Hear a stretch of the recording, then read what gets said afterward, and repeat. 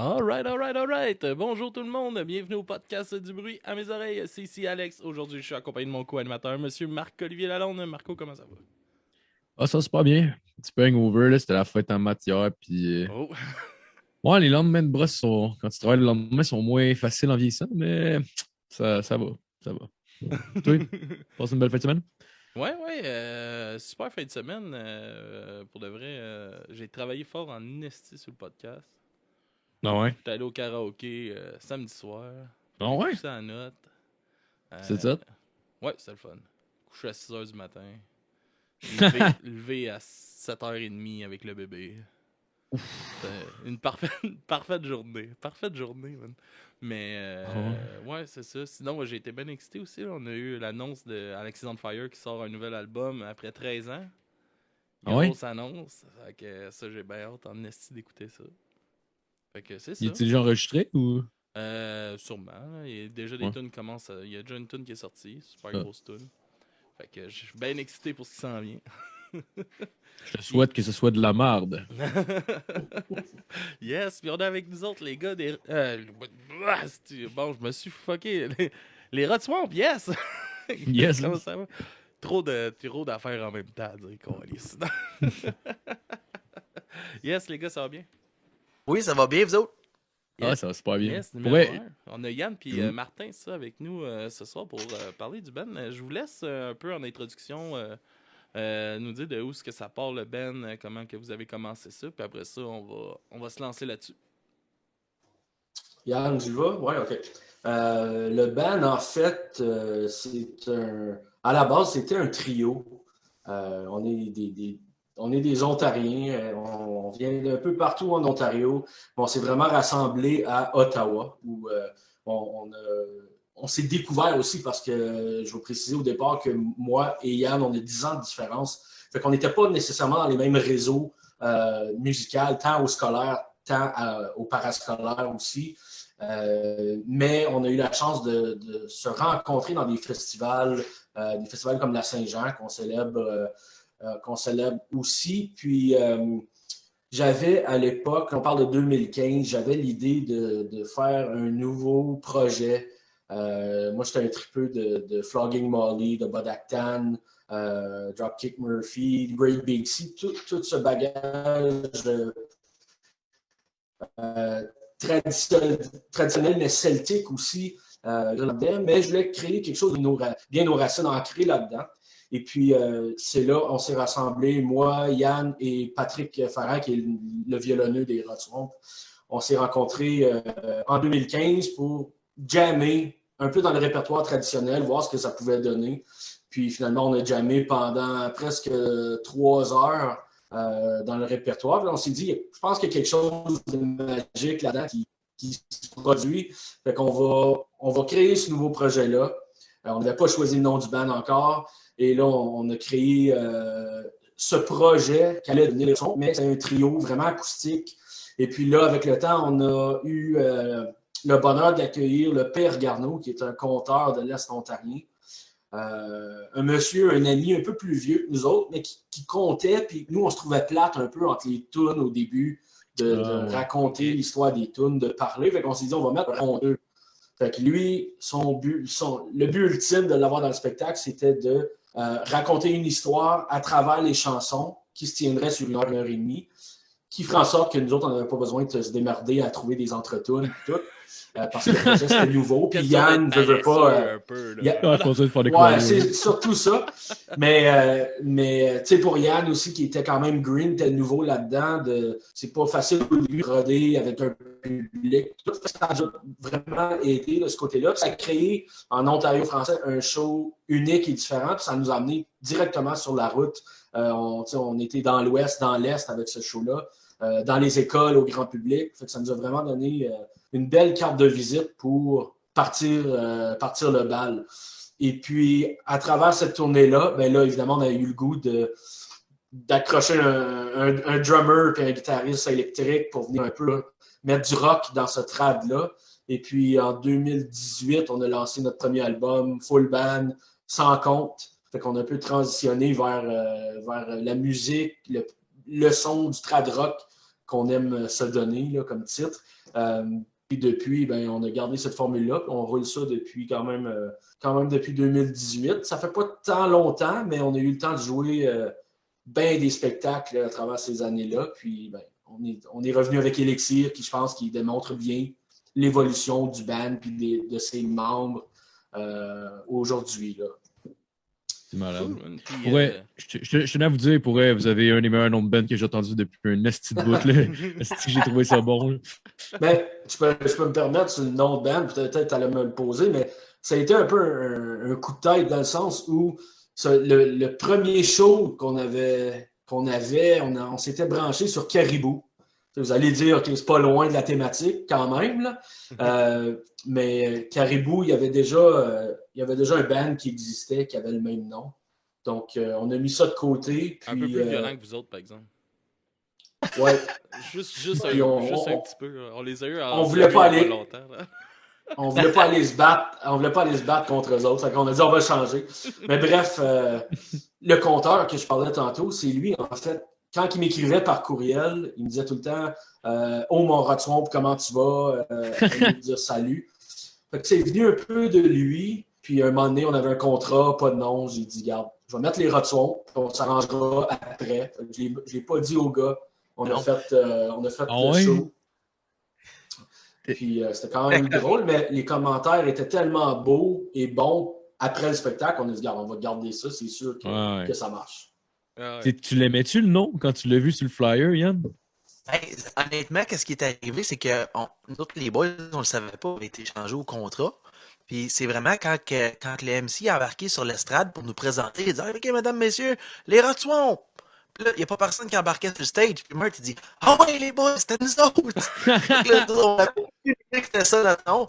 Et anyways, on l'a comme un peu ri. Parce qu'on a ce jargon-là pareil, tu sais, on savait que c'était le père Gagnon qui s'appelait le même pis tout. Fait on l'a gardé, puis avec les commentaires qu'on a eus par après, on a juste eu la décision collective de garder ça de même. Puis ça fait un jargon du vieux temps, un Rotswamp, puis ça fait des petits cris, puis on aime ça de même. C'est marrant. Il y a une madame à ma job à matin, j'arrive, puis j'ai dit hey, je reçois le Ben, les Rotswamp à soir. Elle dit tabarnak.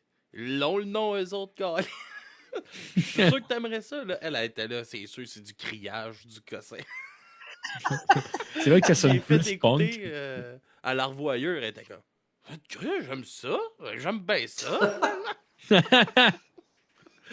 C'est ça joue. C'est ça, le monde ont souvent tendance à trouver ça un peu sale, évidemment, mais après ça.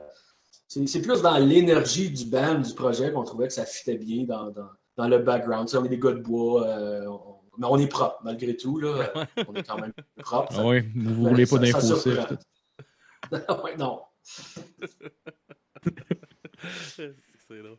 Puis, ouais, fait que vous avez eu une grosse tune qui a roulé à radio aussi, là, Vivre en ville. Qu'est-ce que vous avez contre les gars de la ville, les gars? Comme Mark l'a dit, on était un peu des gars de bois parce que drôlement, chacun de notre bord, on n'a pas grandi en ville pantoute. Puis drôlement, comme avec les ronds, on s'est tous rencontrés downtown. Fait que c'est c'est vrai que c'est drôle. Ouais, un peu une ironie, mais ouais, non, c'est juste venu naturellement pour chez nous. Moi, j'ai été élevé dans le bois. Mon père est parti d'une pourvoirie de chasse et pêche. Okay. Fait que c'est dans le Pontiac, justement, dans la vallée de Gatineau.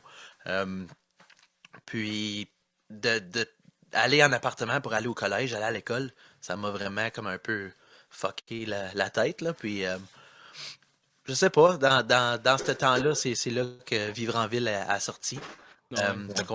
On l'a écrit vite fait à la gang. Ben, j'ai apporté le texte puis on l'a modifié à la gang. Puis drôlement, à ce temps-là, on voulait juste faire un album parce que le projet, ça allait bien. On avait une coupe de show, puis là, on s'est dit, tu sais, on va se détacher du compte, on va vraiment aller faire un album juste musique, tu sais. Fait qu'on a fait ça un peu sur un coup de tête dans la chambre de notre drummer en ville, au 17e étage d'une tour d'appartement. Vraiment avec le strict minimum que lui y avait, là. Moi, je me rappelle, on finissait de travailler chacun de notre bord le soir, on rentrait dans l'appartement, on levait les lits, ses murs, puis on commençait à enregistrer. Fait que, cet album-là, vraiment, on l'a fait pour le plaisir de sortir quelque chose. Fait que c'est allé extrêmement vite. Fait qu'on l'a sorti, ça a rentré avec les radios, puis là, ben, on a comme eu un petit peu... Vous devez trouver ça drôle quand même de dire c'était enregistré dans un petit appartement avec les moyens du bord, là, si ça Absolument. roule dans les grosses C'est radios. c'est isolé au matelas, esti, c'est Ouais, malade. ouais, exactement.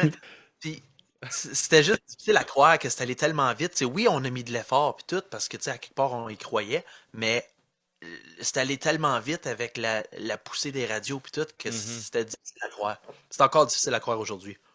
Vous rappelez-vous la première fois que vous avez entendu votre tune à radio, genre? Parce que j'imagine que vous avez été mis au courant avant que ça joue, mais la première fois que tu l'entends pour vrai, genre. Absolument. C'est spécial. Vas-y, Yann, c'est toi qui as été le plus, Ben, surpris ou Ému. quasiment broyé. Il y a peut-être broyé en cachette. Ah, c'est clair. Ah. C'est clair. Ça doit être un gros moment, pareil, dans une vie.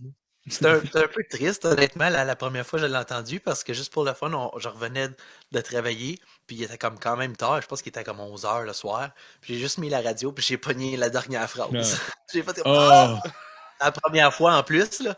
Puis le lendemain, vers la même heure à peu près, au début, elle jouait quasiment à minuit, tu sais, comme quand ça a sorti. Puis là, tranquillement, elle faisait son chemin vers up, 8 h, 7 h.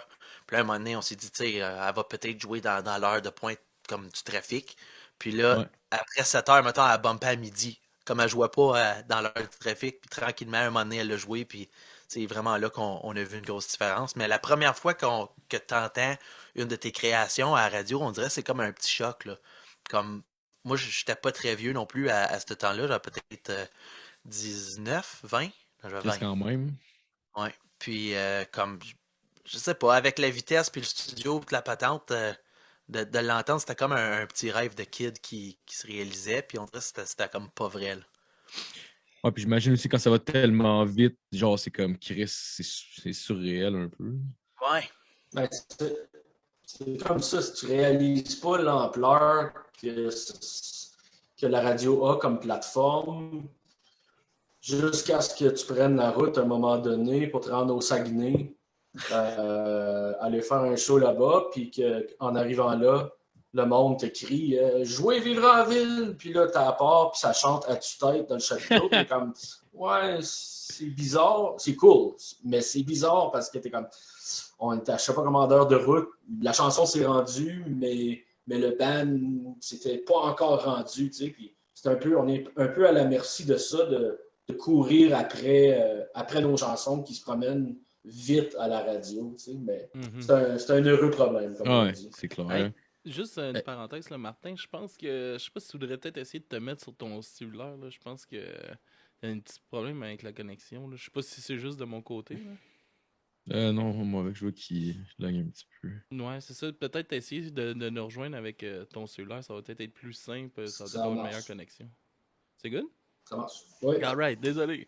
Fait que ouais, puis ça aussi, là, tu parles d'entendre tes chansons, le monde chanter tes chansons, justement, là, quand vous êtes à Gatineau, ça fait quoi, ça?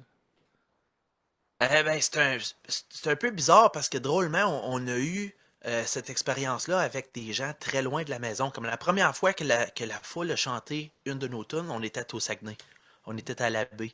Puis, drôlement, quand on est revenu, c'est là vraiment, on était comme un peu sous le choc. Puis c'est à partir de là qu'on a vraiment commencé à voir la différence dans la foule où les gens ils venaient voir notre spectacle. Puis là, il y en avait de plus en plus. Puis aujourd'hui, c'est encore Vivre en ville, je dirais, qui est comme la toune où ce que les gens ils font comme oh shit, c'est eux autres, tu sais.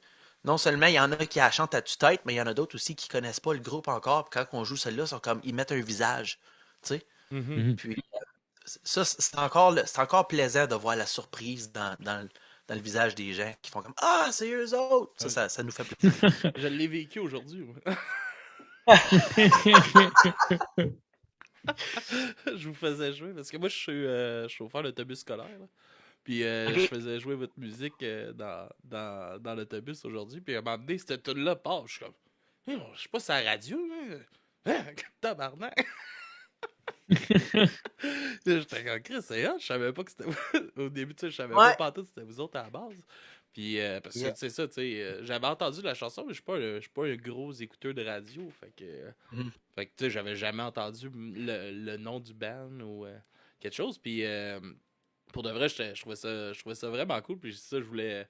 Ça, la petite joke là, de qu'est-ce que vous avez contre les gars de la ville, là, de tantôt. Là. Absolument rien. Il y a une chance que la ville était là dans notre parcours parce que sinon, on ne s'aurait jamais rencontrés. Ça avait-tu été la débauche un peu comme ça? J'imagine quand tu pars de la campagne, puis là, c'est comme la liberté de genre, tu t'en vas étudier, puis en plus, tes parents sont plus là, puis tout. Ça t'y-tu été une période de ça un peu pour vous autres?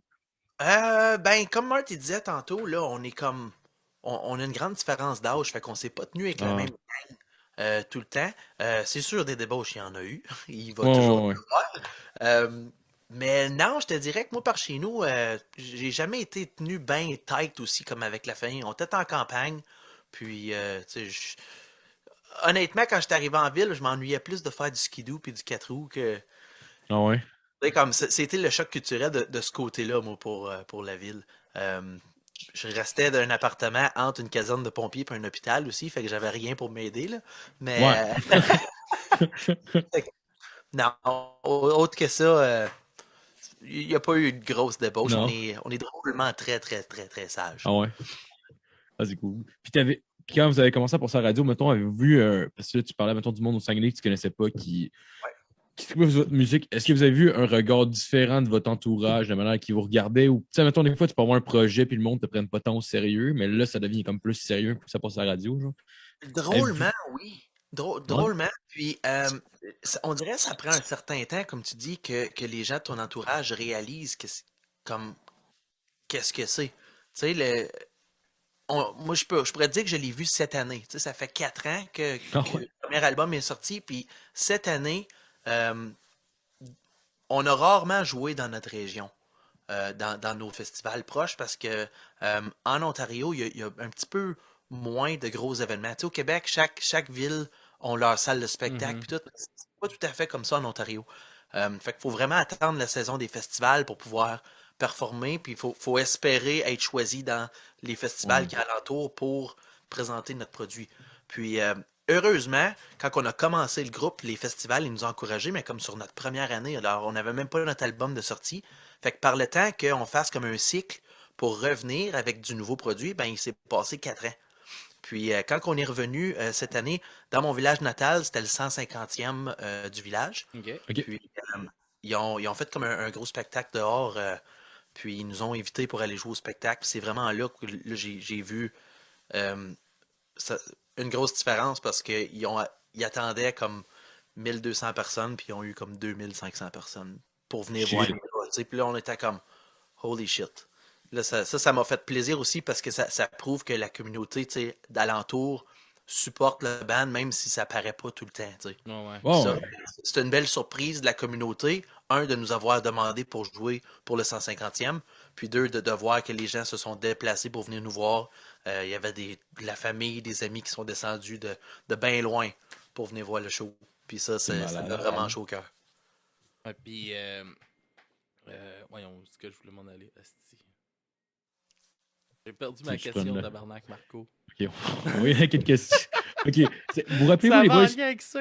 Ah oui, c'est la scène, justement, la scène trad folk francophone comme ça, justement. Tu sais, tu dis déjà qu'il n'y a pas beaucoup de salles en Ontario, tu sais, de gros événements, puis tout ça. Est-ce que la scène, justement, de ce genre de musique-là est bien représentée ou c'est quand même dur de se trouver une place à travers ça, justement, par le manque de festivals et peut-être tu sais, vu que c'est majoritairement plus anglophone, est-ce que ça vous affecte aussi sur votre public puis tout ça?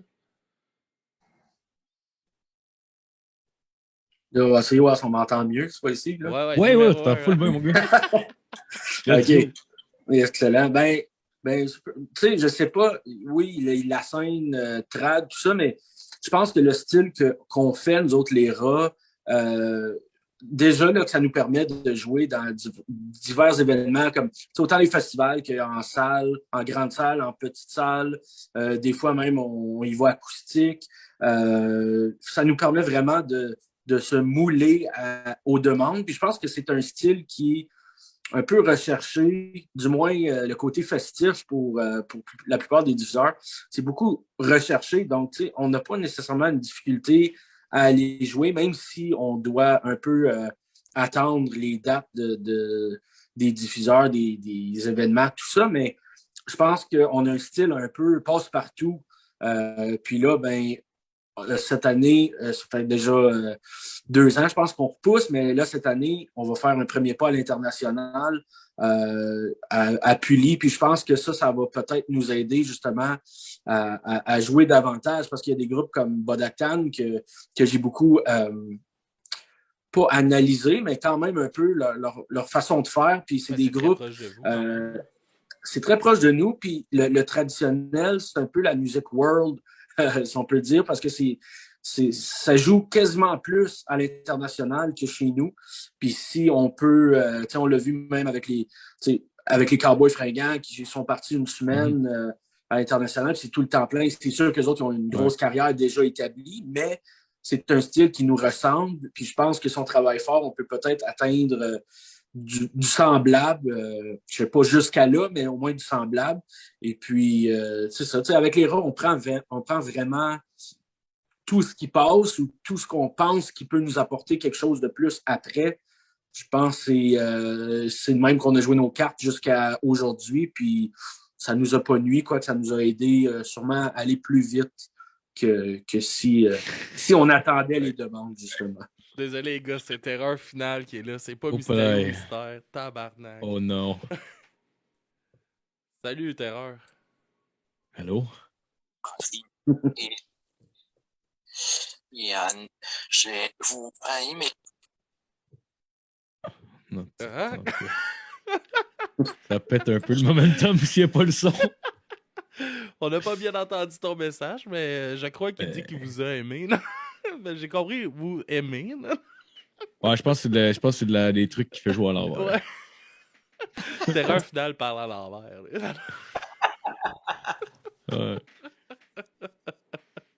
Ouais, mais c'est où vous allez aller en Europe, en fait? C'est en Europe que vous allez?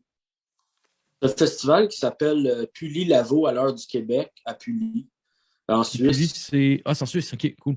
Puis, c'est ça, on était censé y aller il y a 2 ans, mais là, avec tout ce qui s'est passé, ça a été repoussé. Puis, tu sais, c'est un festival où, justement, à Bodakan, il sera aussi les Cowboys. Tu sais, il y a plein d'autres artistes qu'on n'a pas eu la chance de rencontrer encore, qu'on va peut-être rencontrer là-bas. Mais c'est déjà un premier pas là-bas qui, si les gens trippent, ben, ça risque de nous inviter pour peut-être une deuxième année. Sinon, les gens se promènent, vont voir ce qui se passe ailleurs, donc ça va peut-être nous emmener à autres événements, à autres festivals, mais c'est déjà un bon... tu sais, quand tu as un band comme ça, tu te mets des objectifs, puis sur papier, tu écris à l'international par 2021, ben, là, que ça aurait pu arriver en 2020, mais que ça arrive en 2022, c'est quand même très près comme objectif, puis nous autres, ça nous fait très good. Fait que, c'est sûr qu'on a hâte d'aller voir ce festival-là, parce qu'on en a beaucoup entendu parler. Et puis, c'est ça. On verra où la vie va nous mener par après.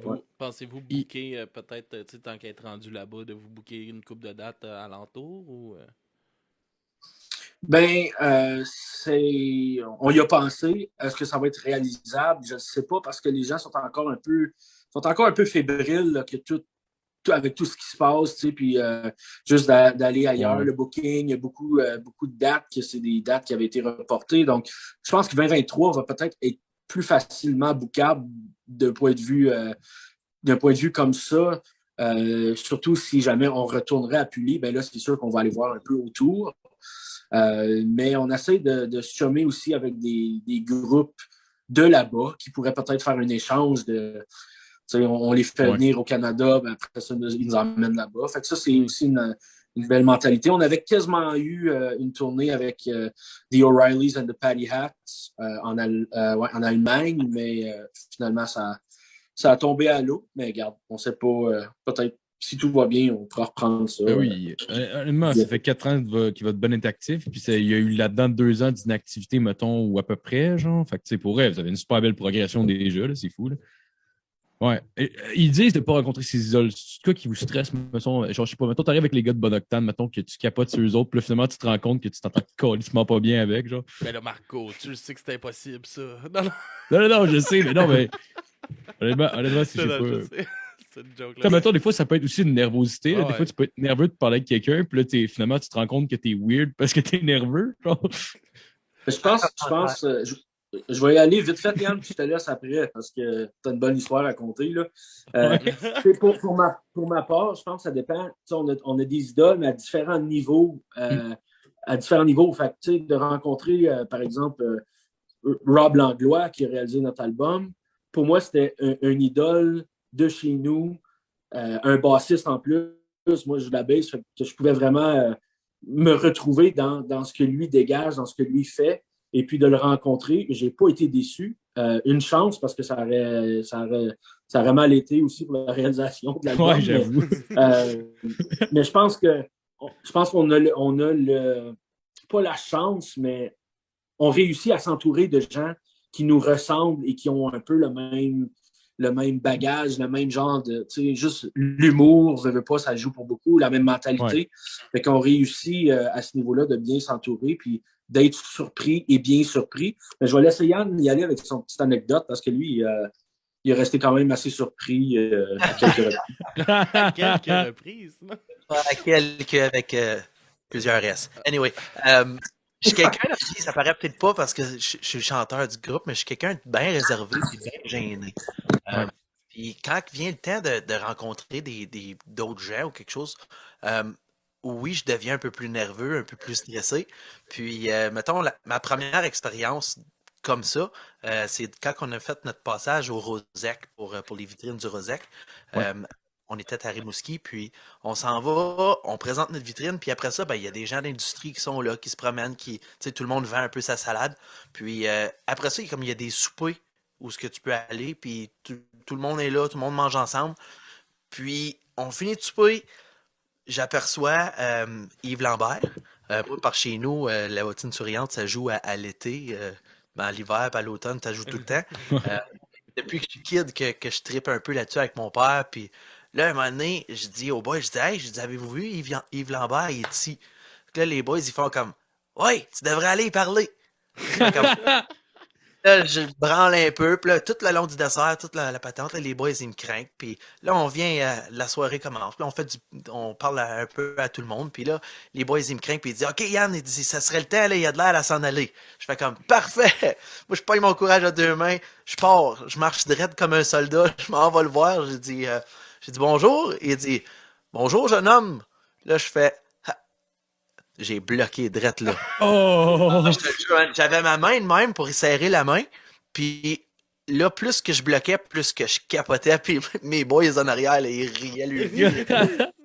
Monsieur Lambert, il venait à bout de casser la glace. Puis il a fait une petite joke. Tout le monde a ri. Puis il juste avait pour vu. dire que comme j'étais complètement figé. Puis ça m'avait jamais arrivé avant. Puis j'avais même plus le contrôle de moi-même. Là. Ah, c'est chiant. Au moins c'est le genre de truc que, mettons, tu le re-rencontrerais, il se rappellerait pas de toi, mais tu y en parlerais, il s'en rappellerait, mettons. Mais Probablement. tu risques d'avoir une deuxième première chance avec Yves Lambert. Oui, on a eu une deuxième cet été. On l'a rencontré, on a fait un spectacle ensemble. Puis, C'est-tu chier les culottes en insérant la main, genre? non, pas ce fois-là. Oh là là. Non, ça a bien été ce coup-là? Oui, ça a très bien été. On a fait trois tonnes ensemble sur scène. Puis ça, c'est vraiment un rêve accompli pour mon petit bonhomme de jeunesse. C'était comment Shit, de nice. chanter avec lui? C'était différent. Monsieur Lambert, il a beaucoup de vécu, il y a beaucoup de tunes dans son arsenal. Puis nous autres, on prend les vieilles tunes et on les twist un petit peu plus rapide, un petit peu plus moderne. Puis il a sorti son rocker. Oh boy. Ah, il a montré qu'il s'est rocké, lui, Ouais, sorry. avec Groovy Ah, Oliver qui a pris ses il a pris ses aises dans le rock. Ah, c'était une super belle expérience. Puis même si c'était un peu funny comme résultat, c'était pas mal cool. Ah, c'est malade. Vous rappelez-vous du premier album que vous avez acheté avec votre argent? Absolument. C'est bon. Il y en a souvent qui sont gênés de nous répondre à cette question-là. Ah ouais, pour vrai, ça peut être de la merde. Là. Le trois quarts du monde, ouais. c'est ça. Là. Moi, la première album que j'ai acheté avec ma propre argent,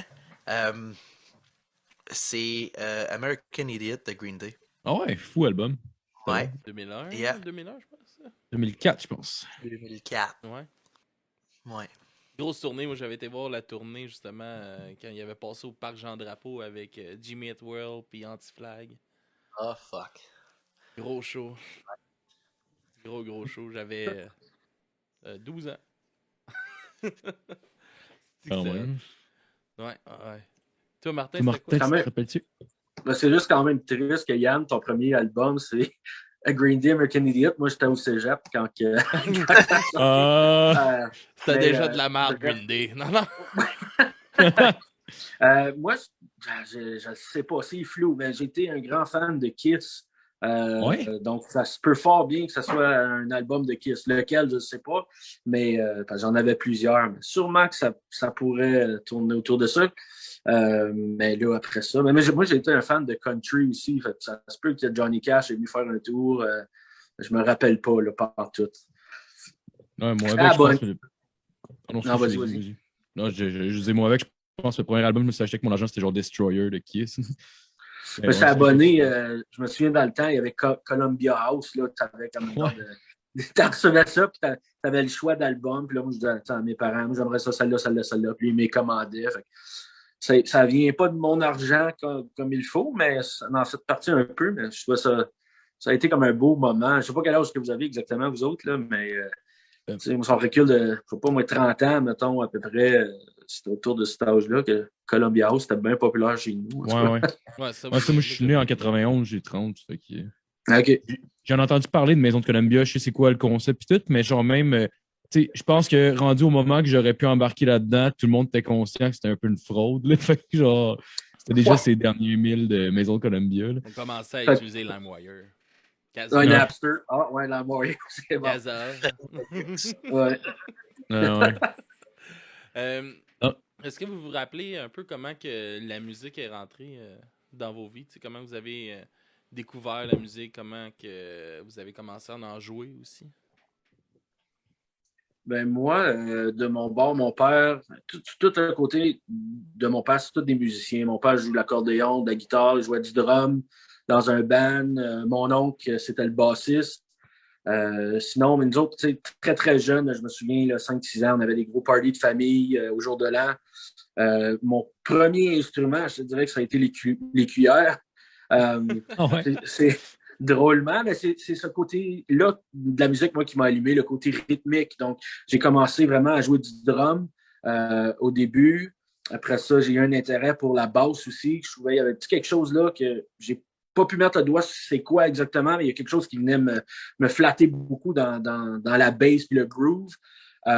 Fait qu'éventuellement, j'ai fait un petit pivotage au niveau de la rythmique. Je suis allé vers la basse aussi, mais à l'école, on apprenait quand même le saxophone, des choses de même. J'ai joué un peu de guitare aussi, mais c'est vraiment le drum puis la bass, moi, qui m'a allumé.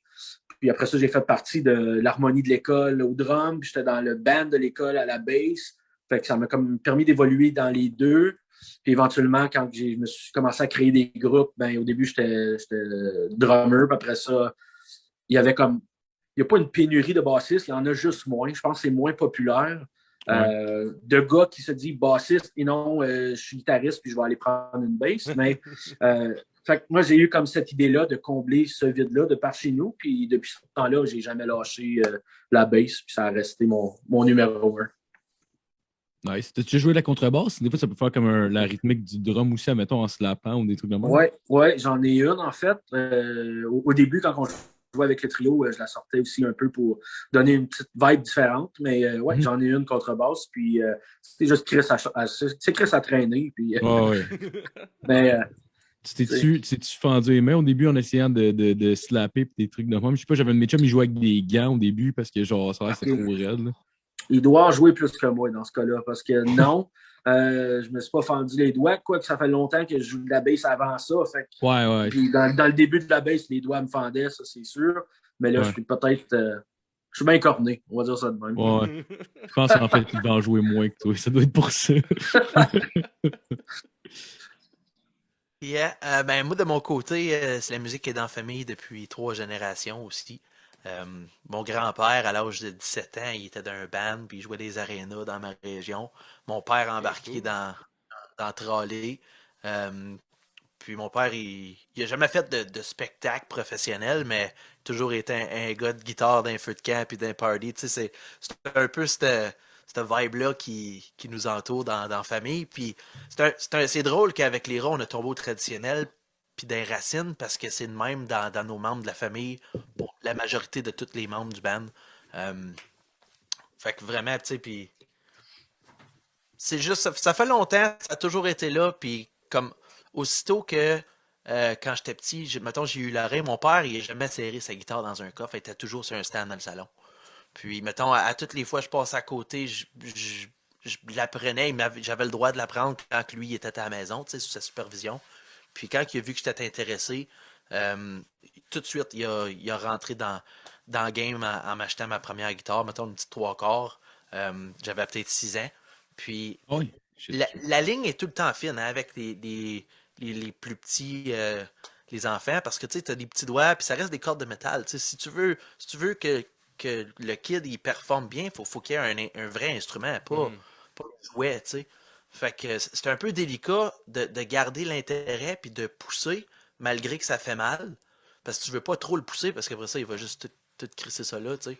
Ouais, ouais, ouais. Je trouve que mon père a su garder le bon ballon entre de pousser assez pour évoluer, puis voir une différence dans la manière que je jouais, et pas trop m'écœurer que ça non plus, tu sais. Ouais. Puis, non, ça, je remercie mon père aujourd'hui d'avoir pris le temps de Il t'a pas partager cette... poussé sa passion à fond dans la gorge. Hey, esti! Ouais, parce que j'avoue que ça peut vite virer en genre Chris, il est en train de vivre son gérant rêve par d'estrade d'Arena, procuration, là. genre. Ça, c'est ça. Yeah. Non, c'est clair. C'est clair. Vous rappelez-vous la première fois que vous êtes monté sur un stage? Oh. Ouais, moi, je dirais comme la première fois, c'est sûrement à l'école. Oui, moi, j'étais un gars bien timide. Là, si on parle de 12 ans, 13 ans, timide, ça commence, tu commences avec ta vie d'adolescent, mais avec les filles, avec tout. Moi, j'étais timide. La musique m'a beaucoup aidé. Et à travers ça, j'ai tombé par hasard à prendre des cours de théâtre. Et pour un gars timide, de faire du théâtre dans des personnages ou de l'impro un peu, ça m'a beaucoup aidé jusqu'à ce qu'une fois, on reprenne, c'était la pièce Les Rogers qu'on a pris, puis on était 3 boys, fait que là, je me trouvais avec mes 2 chums, on faisait, puis c'était vraiment un peu, quand même, pas osé, là, parce qu'on est à l'école, mais c'était quand même...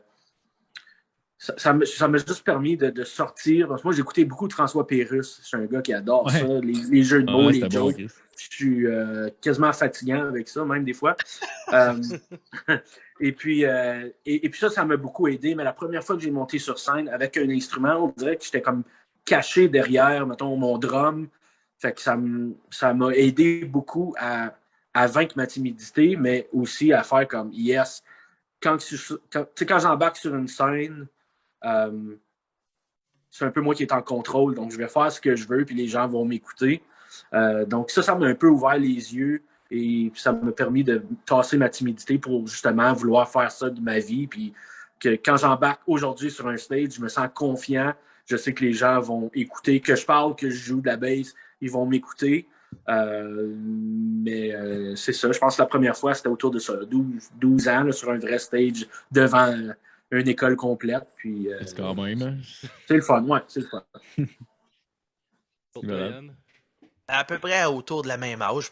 Comme, ouais. C'est souvent avec l'école. Hein? L'école, ils font des... une gang de malades. Hey, toi, tu chantes, on va chanter en avant. C'est comme, non. Mais à un moment donné, tout le monde te pousse à le faire. Fait que tu le fais. Le petit genou qui shake, puis la patente. Là. Mais ouais, moi aussi, c'était en avant de l'école. Puis moi, drôlement, ça a commencé dans une présentation orale dans un cours de français. Parce que j'avais besoin de faire une présentation orale sur un passe-temps. que j'aimais. Alors, j'avais décidé de jouer une tune en avant de classe, tu sais. Shit. Ouais, c'est ça, pour ma présentation. Puis là, ben, c'est ma prof Hey, a... t'étais courageux, mon gars, hein? Ah ouais, Tu, tu prends les tu balls. te Tu prends les plantes, c'est une balls. bonne façon de se faire niaiser, ça. Non? Absolument.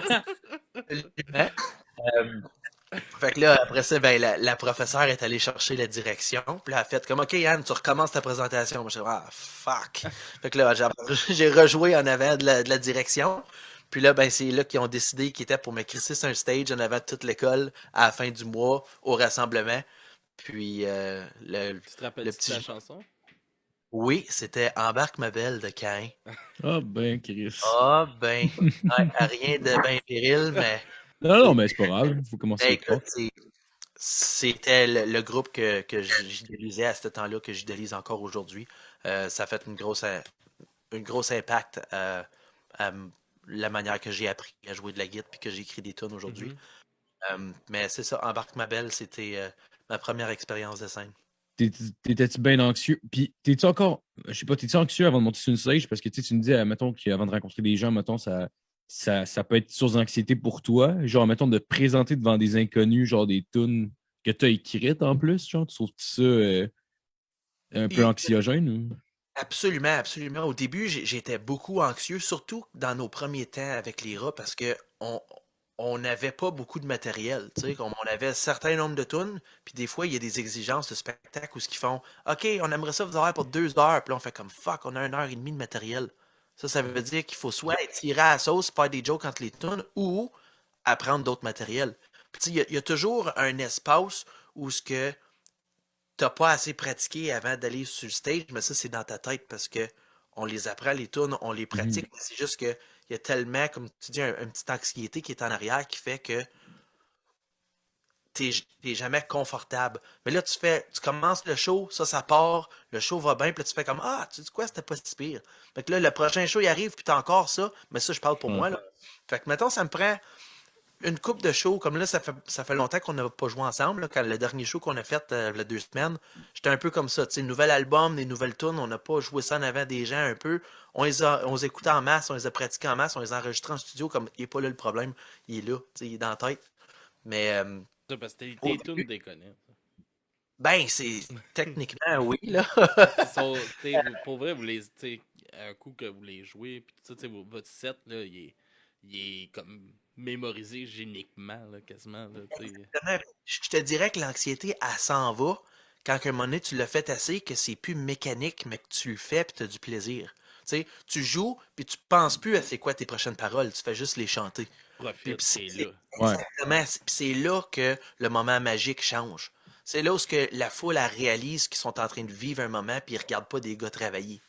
Tu sais? Ouais. Mhm. Puis c'est là où ce que pour nous, le plaisir de se donner en spectacle, c'est vraiment là que ça commence la magie. Et j'aimerais ça aussi C'est clair. savoir, là, tu sais, comme justement, vu qu'on est encore sur l'anxiété, puis tout ça, tu sais, qu'est-ce qui t'a poussé vraiment à vouloir chanter si justement t'es un gars qui est anxieux, qui est timide? T'avais-tu peur aussi d'avoir des blocages justement à cause de ça? Puis, C'est une vraiment bonne question parce que dans mon entourage, c'est tout le monde. C'est les membres de la famille. C'est mon père qui a joué de la musique, qui a vu qu'il y avait quelque chose. Tu sais, il m'a tout le temps aidé au début avec mes instruments. C'est des bons chums comme la gang des rats, Marthe, tout ce qui est un peu plus vieux que moi. Et Marthe, il m'a pris, je sortais quasiment des couches, puis il a fait Hey man, il y a quelque chose, tu sais, on peut pousser ça au prochain niveau. Puis ça, je vais être reconnaissant toute ma vie parce que si j'aurais pas eu cet entourage-là, euh, je suis pas mal sûr que moi, par moi-même, j'aurais peut-être pas eu les guts de le pousser puis d'aller le chercher, ça. Je trouve qu'aujourd'hui, Marthe serait peut-être là, mais pas toi. absolument avec quelqu'un d'autre. Mais puis aujourd'hui, ben, tu sais, je suis bien reconnaissant. Puis tu réalises tes forces puis ce qu'on est vraiment capable de faire quand on travaille fort. Tu sais. Fait que de voir ce qui est arrivé dans le dernier 4 ans, ça fait juste te forcer à vouloir pousser encore plus parce que tu sais, c'est allé tellement vite que tout est atteignable maintenant. Si tu rêves fort, tu te prépares fort puis tu travailles fort, ça peut y aller. Mhm. Ouais. J'imagine le but serait éventuellement. Est-ce que vous avez encore des jobs ou vous vivez de ça en ce moment? 2019, on s'était tout entendu, tous les gars du band, on a tous lâché notre emploi à peu près le même mois parce qu'on partait en tournée pour une très longue date. Fait qu'on Ouais. s'est dit, bon, ben, c'est là qu'on coupe la corde, tu sais. Puis malheureusement, avec la COVID, on n'a pas eu le choix Ouais. vraiment de retourner à nos jobs respectifs, mais c'est sûr que le plan éventuel, ça serait d'en faire notre gagne-pain, puis Ouais. de pouvoir se lever le matin puis travailler sur le projet à la place de travailler quelque part d'autre pour subventionner notre projet. Tu sais? Pensez-vous, pour que ce soit réalisable, faudrait-il que vous bougiez au Québec? Si vous parliez que déjà le circuit en Ontario était un peu plus difficile, mettons, pour genre faire des choses sur une base régulière plus. Là. Je ne sais pas si ça serait le move à faire parce que euh, c'est un peu. Moi, je pourrais dire ça. Tu sais, quand que je parlais d'un cycle tantôt, là, tu sors un album, tu fais une tournée, l'année d'après, tu referas pas toutes les dates que tu es allé faire. Là. Fait que Ouais. faut que tu nourris euh, la consommation des gens un peu partout pour pas tout mettre tes œufs dans le même panier. Tu sais. C'est sûr Ouais. qu'une tournée au Québec, ça nous ferait grandement plaisir parce qu'on n'a pas été beaucoup. C'est juste qu'il faut garder comme un roulement avec le reste du Canada. Peut-être si on est capable de percer un peu aux États, puis vraiment de se promener pour garder comme un flow là, normal d'une rotation entre les albums. Je pense que c'est plus là le ballon neutre à aller chercher. Ouais, je comprends. Ouais, Je comprends. puis ça, tu sais, justement, comme tu disais, tu sais, est-ce que vous avez déjà fait d'autres dates, mettons, ailleurs qu'au Québec, puis en Ontario, dans le Canada? Est-ce que vous avez été dans d'autres places francophones à travers le Canada? Parce qu'il y en a quand même plusieurs, là. On a Nous, tendance au Québec à penser qu'on est les seuls, là. Mais... non, puis il y en a, tu sais, il y en a vraiment partout. Il y en a vraiment partout. Il y en a pas beaucoup partout, mais il y en a. Puis ceux qu'on retrouve dans ces places plus éloignées-là, si on pense à Whitehorse, Yukon, on était, et tu te retrouves dans une petite communauté, un petit cercle, mais bien tissé, serré, puis ça fait que les gens vont sortir voir le show, tu sais. Mais on s'est promené partout, là, partout au pays. Il y a juste Nunavut, je pense qu'on n'a pas fait. Puis Terre-Neuve, c'est les deux seuls endroits. Mais sinon, autre que ça, on était faire au moins une représentation partout. Puis c'est ça, il en mouille pas. Tu sais, à Whitehorse, il en mouille pas des francophones, mais il y en a. Puis ils vont sortir, puis ils vont venir supporter l'artiste. Je dirais même qu'ils vont venir supporter peu importe quel artiste se retrouve là. Fait que c'est Ils sont comme une juste contents que chance. quelqu'un vienne aussi. Ils sont juste contents de se retrouver entre francophones, puis de faire le party, puis de soutenir leur, les artistes, parce que ces francophones-là, souvent, il y a du monde on retrouve de partout aussi qui se sont promenés. Donc, c'est un artiste québécois, puis c'est quelqu'un qui est parti du Québec pour aller vivre à Whitehorse, mais il est content de retrouver un artiste de chez eux. Même chose avec les Ontariens, etc. Donc, je pense que les francophones. Et puis, c'est peut-être là, revenir à la question de est-ce que de déménager au Québec serait un move? C'est sûr que c'est un move. On le voit qu'il y a des artistes qui vont aller vers Montréal. Je pense que ça a pu autant le même impact qu'il y a, je sais pas, moi, 15 ans où il fallait aller à Montréal pour que ça débloque vraiment. Je trouve que les gens, avec les différentes plateformes aujourd'hui, tous les réseaux qu'on développe, tu peux habiter à Ottawa puis quand même aller tourner au Québec ou au pays. Puis ça force de rencontrer des gens, tu sais. C'est beau vouloir jouer de la musique, mais il faut comprendre qu'il y a un gros, gros travail qui est fait derrière la scène, derrière juste le booking, le branding, tout ça. Puis c'est là de s'entourer avec une équipe et des gens qui croient au projet, ben, ça va juste faire que le projet va grandir. Puis des fois, on est avec une équipe pour un petit bout de temps, puis on réalise que c'est peut-être pas la bonne, mais c'est correct de changer. Puis, à quelque part, il y a les bonnes personnes pour t'aider à développer ton talent, ton produit. Puis je pense que peut-être ça va prendre un peu plus de temps d'arriver au Québec, mais pour les rats, comme j'ai mentionné plus tôt, nos chansons se sont vraiment promenées beaucoup. Là, reste à nous de courir après ces chansons-là pour venir montrer c'est qui les Rotterdam. C'est nous autres, c'est ça nos faces, c'est ça qu'on fait, c'est le genre de gars qu'on est. Puis si vous aimez ça, on va revenir, ça, c'est pas un problème. Puis souvent, à ce jour, c'est pas dans un. Je le dis pas pour vanter, mais il n'y a pas une place où on a été joué que les gens n'ont pas déjà essayé de nous rebooker ou nous revoir. Je pense, pour moi, d'un point de vue personnel, le côté humain, les relations humaines, c'est vraiment ce qui passe en premier avant même la musique.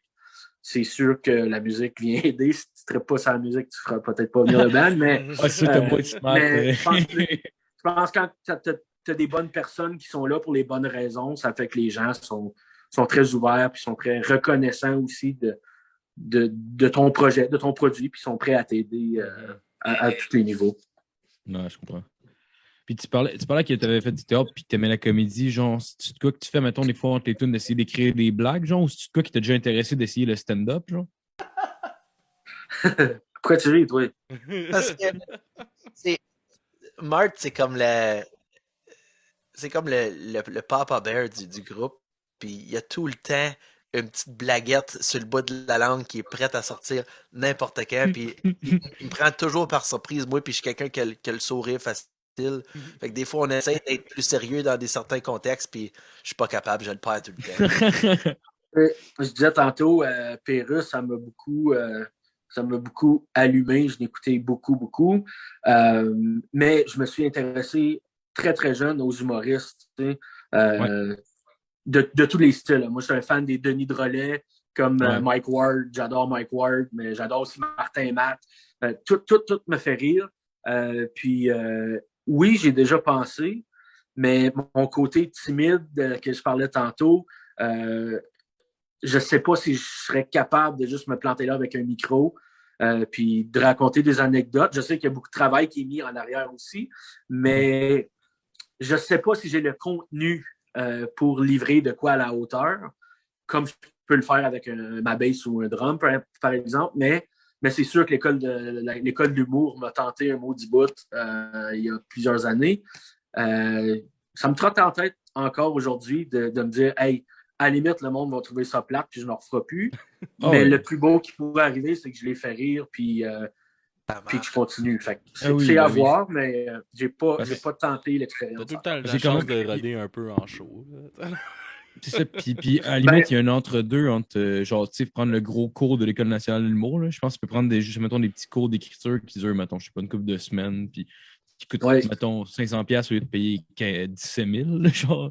Ouais, il y a ça aussi. C'est un bon facteur qui a joué c'est clair. Pas joué en faveur. Mais tu sais, on rencontre plein de gens, puis quand on fait des événements contact, tout ça, oui, il y a des musiciens, il y a la musique, mais il y a aussi le théâtre, il y a aussi l'humour. Fait qu'on vient qu'on côtoie toutes sortes de gens, puis il y a ce rapport-là humain encore que on pourrait être des chums, puis c'est comme tu donnes un cours amical sur comment. C'est quoi tes QN, tes Q de quoi faire, pas faire.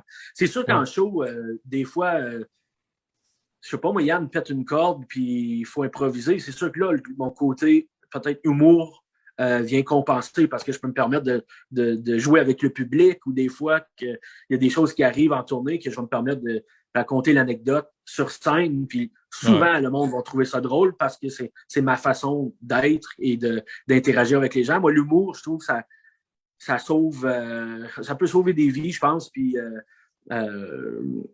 je sais pas, ça m'a tout le temps aidé plus que nuit. Donc, mais oui, c'est sûr que des fois, en surprise, il y a des petites blagues qui peuvent popper dans le show. Puis ça, ça fait rire le band aussi. Fait que là, les gens font comme, OK, c'était pas stagé. Fait que c'est le fun aussi, tu sais. OK, t'es-tu plus satisfait, mettons, tu finis ta toune puis il y a une hostie de grosse clap ou tu fais un gag entre deux tounes que tu viens d'improviser puis tu as un hostie de gros rire? Qu'est-ce qui satisfait le plus? De bonne question, ça. Ouais. Bon, je vais y aller, moi. Non. Je pense que les deux, ça n'a pas le même effet parce qu'avec la toune, tu te sens comme yes, le band a fait ce qu'il avait à faire. Le monde, ils ont trippé, ils ont ressenti quelque chose. Avec la joke, c'est peut-être. Mais c'est juste que je réussis à le tourner pour que le monde embarque. Comme, je ne sais pas comment l'expliquer, mais même s'il n'y a pas une grosse clap puis on entend les mouches voler, je vais quand même dire une autre petite phrase qui va faire que les gens vont trouver, soit vont me trouver cave, mais qui vont rire pareil, ou je sais pas, mais c'est deux feelings différents, puis les deux, je les aime beaucoup. Ouais. Ah, c'est cool. C'est une bonne question, c'est la première fois qu'on pose une question comme ça. Ouais. Ah, puis c'est quand même drôle, tu sais, comme... moi, mettons, pour comparer un peu, genre, j'avais un band dans le temps c'était rien, là. On était en fin secondaire, puis on avait joué dans un concours de band au Club Soda, puis... on avait joué comme avant-dernier band, fait qu'on a été chanceux, là. Il y avait vraiment du monde, là. Il y avait des bands qui jouaient en plein milieu d'après-midi. Je pense qu'il y avait 3 personnes dans le Club Soda, là. C'est vide en esti. C'est une grosse salle pour 3 personnes. Ah ouais, là, en tout cas. Fait qu'on a joué là, puis de recevoir les claps du monde, tu le sens, puis m'emmener avec le duo, là, les Picbois d'humour, là. Je sais pas si vous les connaissez. Ouais. Mais je me suis ramassé sur le stage là, à faire le badum badum. Je sais pas si vous écoutez Mike Ward, si vous écoutez, ils l'ont compté. Là.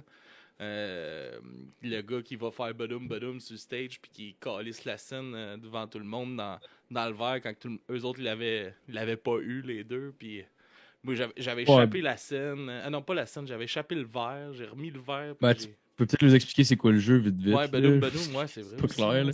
C'est badum badum, t'as une scène dans le cul, genre un 25 cents, tu te mets dans le cul, puis tu pars, puis tu fais badum badum, badum badum, boum. Puis faut que tu essaies d'aller dropper ça dans un verre qui est à terre, genre. Faut que tu t'alignes le cul au-dessus du verre, puis tu laisses tomber. Puis eux autres, ils l'ont essayé durant leur show, c'était durant le Titanic. Puis les gars l'avaient tous pas réussi, puis le monde dans la foule se sont mis à huer, puis là, moi, le Dom, il jouait son personnage Super Dom. Puis il m'a pointé. C'est toi qui nous eu, ah ouais, sur le stage, je viens l'essayer, voir si t'es si bon que ça. Puis ça, j'avais renversé le verre avec mon pied, j'ai remis le verre debout, puis je l'ai eu. Puis le monde se sont mis à hurler dans la foule. C'était le délire ben raide. Puis c'est comme la première fois que j'ai eu comme une réaction de rire, puis sentir une vague de rire, genre rentrer sur tout. J'ai fait tabarnak! Là, j'ai catché c'était quoi le feeling d'un humoriste avait, là. Puis on était pas dans une grosse salle, là. C'est comme un feeling... Non, excusez-moi. Non, mais c'est comme, tu sais, c'est une vague d'amour, mais comme personnalisée, tu sais, c'est ça qui est différent, que, tu sais, oui, quand ils applaudissent la chanson, c'est comme, OK, la chanson vous a marqué, le projet du band, mais là, quand tu fais une joke, puis il rit, c'est comme, ça a sorti de ma gueule, puis ouais, c'est toi qui les a fait rire. Fait que c'est comme, c'est cool de ce bout-là, ouais. Souvent, c'est spontané, puis c'est venu de rien, là. Ouais. C'est encore plus le fun dans comme c'est sûr que c'est pas préparé. Puis la tune, tu sais, au moins tu espères que le monde va aimer ça puis cheerer à la fin de la tune. Tu sais. Ouais. Ça, j'avoue que c'est comme ça vient de nulle part. Puis... Ça vous est-tu déjà arrivé que le monde n'a pas relate avec ce que vous faisiez? Mais ça, moi, je trouve ça dur là, quand même parce que c'est assez festif. Je trouve que c'est facile d'embarquer. Tu sais, comme là, moi, je m'en vais en Gaspésie à la fin du mois. Puis quand j'écoutais votre musique aujourd'hui, j'étais comme, c'est clair que c'est ça va jouer dans mon road trip en descendant en Gaspésie. Là. C'est de la musique pour faire de la route. Là. Puis je pense, je vais parler pour moi, mais je pense que c'est un peu le but qu'on avait avec cet album-là. Là, on avait eu la chance de jouer quand même 4 ans, de voir la réaction des gens, de ce qu'ils aiment moins, ce qui marche moins. Mais là, on s'est dit, avec cet album-là, on va aller chercher le maximum. Donc, c'est sûr qu'on s'est penché beaucoup sur le choix des chansons, sur le choix des mélodies, la rythmique, tout ça. Tu sais, il y a 15 tunes, il y a une ballade, le reste, ça déménage quand même pas mal. Fait qu'on s'est dit, comment est-ce qu'on peut, nous, les rats, pas... C'est sûr qu'on veut livrer aux gens qui connaissent les rats, qui aiment les rats, une belle suite à ce qu'ils ont entendu, à ce qu'ils aiment, mais aussi comment on peut aller chercher les gens qui ne connaissent pas, puis les embarquer. Puis là, on va d'un jeune âge à des plus vieux. Puis je pense qu'on a réussi à trouver le mélange parfait pour qu'un jeune de 7-8 ans trippe autant qu'un de 86-87, tu sais, dans le choix des mélodies dans le violon, tout ça. Fait qu'on réussit vraiment à élargir notre créneau. Là, je ne sais même plus où je vais en aller avec ça. Ça, c'est qu'est-ce qui arrive quand je fais des entrevues des fois. OK, c'est revenu. Ouais. Tout ça pour dire qu'on voulait un Don't album, smoke justement, weed. un album qui s'écoute partout, puis qui amène la bonne humeur. C'était ça aussi, de dire comme, t'as beau pas aimer trop ce style-là, mais tu vas quand même taper du pied sans le savoir, puis si on te réussit à te faire chanter puis taper des mains, ben encore mieux. Puis si tu finis par danser parce que t'as un petit peu trop bu, ben encore mieux. Puis, Ah tu ouais. sais, l'important, c'est que le monde qui voit les rats voit que les gars sur stage ont du fun en tabarouette, puis que les autres, ils ont fait comme, ah, j'ai pas le choix, faut que j'embarque. Puis, habituellement, ça marche. Ouais, c'est malade. Yes. Ah, c'est contagieux, je pense, du monde qui ont du plaisir. Là. Ouais, puis c'est une de nos forces aussi quand on est en spectacle. Tu sais, même si ça fait 150 shows qu'on fait, on a encore du plaisir à jouer le show parce que chaque foule est différente, puis les réactions de la foule, c'est toujours différent. Fait que vraiment, c'est jamais le même show. Puis nous autres, on se pousse une coupe de blagues sur le stage, puis comme on a du plaisir à jouer ce show-là, puis les gens nous disent ça paraît, tu sais, puis tant aussi longtemps que ça va rester comme ça, le band, il va continuer de rouler, il va exister. Puis moi, c'était une des lois non écrites qu'on s'est dit quand on a commencé. Aussitôt qu'on arrête d'avoir du plaisir, c'est la fin des retours. Ouais, mais je pense que votre musique serait impossible. Vous pourriez pas représenter votre musique sans ressentir le plaisir qui vient avec. Je pense que c'est trop connecté ensemble, votre genre de musique puis le plaisir. Là, ça pue le plaisir, ce style d'album-là. Là. Ouais, ben oui. Une belle citation, ça. Merci. On va s'en servir. Ben, c'est quasiment pas le même style de musique, mais c'est comme si maintenant tu irais voir les Real Big Fish, puis tu sais, c'est de quoi de fucking festif du ska, puis les gars, ils s'envoient chier sur le stage, puis tu t'entends qu'ils saillissent, t'es comme, c'est quoi ce tabarnak? Ça brise le mood un peu, c'est différent. Ah ouais. Hey, on va. Ça fait déjà 1 heure qu'on est là, les gars. On va parler un peu du nouvel album là, que vous venez de sortir. Là. Vous avez sorti ça le 28 janvier. C'est comment de sortir votre album comme ça en pandémie sans vraiment. Ben là, vous allez pouvoir commencer à le soutenir avec des shows puis tout ça, mais dans l'incertitude puis tout ça, c'était comment de lancer votre album dans cette manière-là? Beaucoup de frustration. On est vraiment content de l'avoir sorti, de l'avoir fait. Beaucoup de frustration parce qu'on était comme dans la période grise de OK, on a le droit de faire des événements, mais pas plus que tant de personnes. Puis après ça, il y a une vague de COVID qui est arrivée. Fait que je pense qu'on a cancellé le lancement 3 fois. On a poussé la date, puis comme à un moment donné, on était juste comme Chris, on va-tu le sortir, tu sais? Mais là que c'est fait, il y avait beaucoup d'incertitudes, mais je pense qu'on a eu une bonne équipe qui a travaillé avec nous pour le bien de ce produit-là. Puis l'album, en ce moment, on peut pas se plaindre parce que ça voyage très bien. On est très content du produit et de la décision finale des membres de l'équipe. Moi, je parle pour moi. Je sais pas, Martin, si tu veux rajouter là-dessus. Non, moi, c'est pas mal ça. C'est sûr que, en plus, dans une pandémie où il y a du questionnement sur la vie en général, quand tu as un projet à faire avec 5, 6 personnes autour de la table, puis des personnes d'un peu partout, les questionnements sont là souvent. Et des fois, ça prend le dessus sur le plaisir de vouloir justement faire un album. Mais regarde, on l'a fait quand même dans la bonne humeur. On a pu se retrouver à Québec chez Rob pour enregistrer. Déjà là, Rob en soi a venu beaucoup aider la situation parce que comme il dit de nous, on est des heureux personnages, mais lui en est tout autant. Puis je pense que sans lui, on n'aurait peut-être pas le produit qu'on a. Bon, on n'aurait sûrement pas le produit qu'on a aujourd'hui.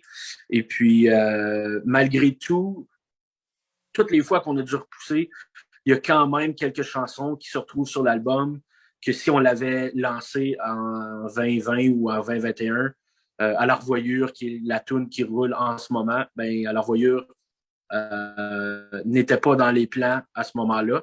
Donc, ça a été une belle surprise. Fait que nous autres, on se dit ça d'habitude, même s'il y a un peu de questionnement, puis on repousse, au final, ça va être que du positif qui va en sortir. Puis, on le réalise là, aujourd'hui, que l'album est sorti, puis que même si on l'avait sorti 1 an avant, on n'aurait pas plus joué de spectacle. Donc, je pense que ça a été bénéfique de justement attendre puis repousser un peu là, à ce niveau-là.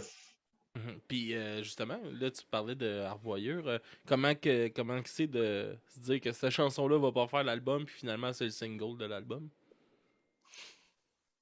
Ça revient un peu à l'équipe aussi. Tu sais, nous autres, on a notre mot à dire, évidemment, parce qu'on reste producteur du produit, tout ça. On reste le produit en tant que tel, mais il faut analyser un peu. Tu sais, on ne veut pas nécessairement tout orienter vers la radio, puis qu'on vise que ça. Et c'est là, dans le choix de chansons, qu'il y en a où l'équipe approuvait un peu moins, que nous autres, on tenait, par exemple, Nana Bijou, qui est la chanson qui est un peu externe du reste, mais pour nous, on se disait, ouais, mais cette chanson-là vient justement montrer qu'on peut faire autre que juste des hits radio, même si c'est pas ça qu'on vise vraiment, mais de retrouver à leur voyure, tu sais, un moment donné, tu fais la chanson, tu l'écris, on la monte en band, puis il y a un petit sentiment de plus qui vient s'insérer là-dedans. Fait que tu dis, ouais, je pense que celle-là, elle a un petit quelque chose de plus que les autres. Puis je pense au niveau du message, c'est une question de timing. Fait que le message, avec la période où on était rendu, avec la COVID, tout ça, je pense qu'on avait hâte de se retrouver. La chanson parle de justement de ça, de prendre le temps. Quand on peut être ensemble, prendre le temps de profiter de ces moments-là. Mm-hmm. Puis moi, c'est arrivé drôlement suite au décès de mes deux grands-pères l'année passée, à peu près à ce temps-ci. Donc, j'ai perdu mes deux grands-pères à un mois d'intervalle. Oh, puis je m'en allais...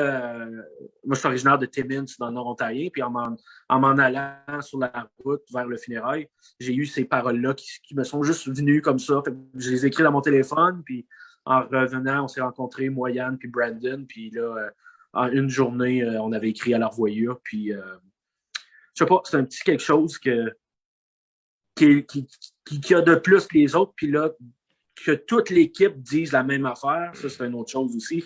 Mais là, tout le monde penche vers la même chanson. Tu te dis, OK, il doit y avoir quelque chose de magique avec celle-là. Mm-hmm. Et puis là, de l'entendre à la radio, puis voir la réception que les gens ont par rapport à leur voyure, je pense qu'on a bien misé. Puis drôlement, on a utilisé un peu les mêmes critères que Vivre en ville, c'est-à-dire qu'on a dit, je pense que celle-là pourrait marcher, on va la laisser aller, on verra ce que ça donne. Puis Vivre en ville, en 2018, ça a été vraiment un coup de chance. Moi, je le dis, on était mardeux. C'était un bon projet, bonne chanson, bon timing. Ouais, et puis là, bon je pense moment. ouais, c'était ça. Puis elle joue encore 2 fois par jour, des fois. Puis quoique ça nous pose problème pour sortir d'autres chansons, mais c'est correct, c'est un heureux problème, tu sais. De se dire, Ouais. Elle rapporte. Ça rapporte. Puis nous autres, on veut juste que les gens écoutent les tunes. Mais c'est ça, à la revoyure, c'était une belle surprise de pandémie et de repoussage de maudits projets qui aboutit pas. Puis là, à un moment donné, tu te dis, garde, tout le monde est sous stop en ce moment. Mm-hmm. Prenons le temps de respirer, on va revenir pareil après. Puis heureusement, ça a été pour le mieux. Comment se passe la composition de l'album? Oh, wow!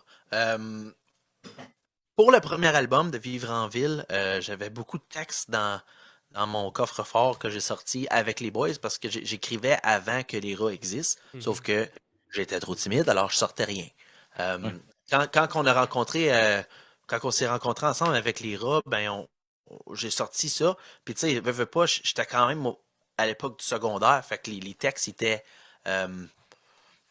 pas écrits avec une super plume. Fait que les boys, ouais, c'est ça, exactement. Ça fait que les gars du band m'ont beaucoup aidé à rendre les textes un peu plus matures, un peu plus commercial, mettons. Puis pour le deuxième album, c'était un peu la même chose, sauf que on a vraiment fait toute la composition ensemble. Fait que oui, il y a du stock qui venait de mon petit coffre-fort, mais on les sortait, puis on était ensemble quand on créait tout ça. Ensemble, je parle par Zoom, puis par Google Drive, puis par toute la patente avec la pandémie, là. Mais on a vraiment eu tout le monde la main à la pâte, autant du côté des paroles, du côté de la musique. C'est vraiment un album collectif. Puis moi, je suis fier de dire qu'on a les 5, on a travaillé là-dessus. Là. Ça arrive-tu des fois, mettons, quelqu'un envoie des textes, puis genre, vous retravaillez les textes à plusieurs, ou en général, c'est comme une personne s'occupe des textes, puis on travaille autour de ça, genre? Souvent, Yann arrive avec un squelette de paroles. Des fois, c'est moi qui ai un squelette de parole. Souvent, Yann arrive avec le squelette de parole accompagné de quelques accords, des fois même toute la mélodie. D'autres fois, c'est moi qui apporte un texte, puis j'ai aucune musique. Fait que moi, je fais comme garde. Ça, c'est des paroles. Si on réussit à mettre de la musique le fun là-dessus, on verra ce que ça donne. Qui est là un petit peu un défi différent parce qu'on n'est pas habitué de travailler comme ça. C'est rare. Mais ça fait.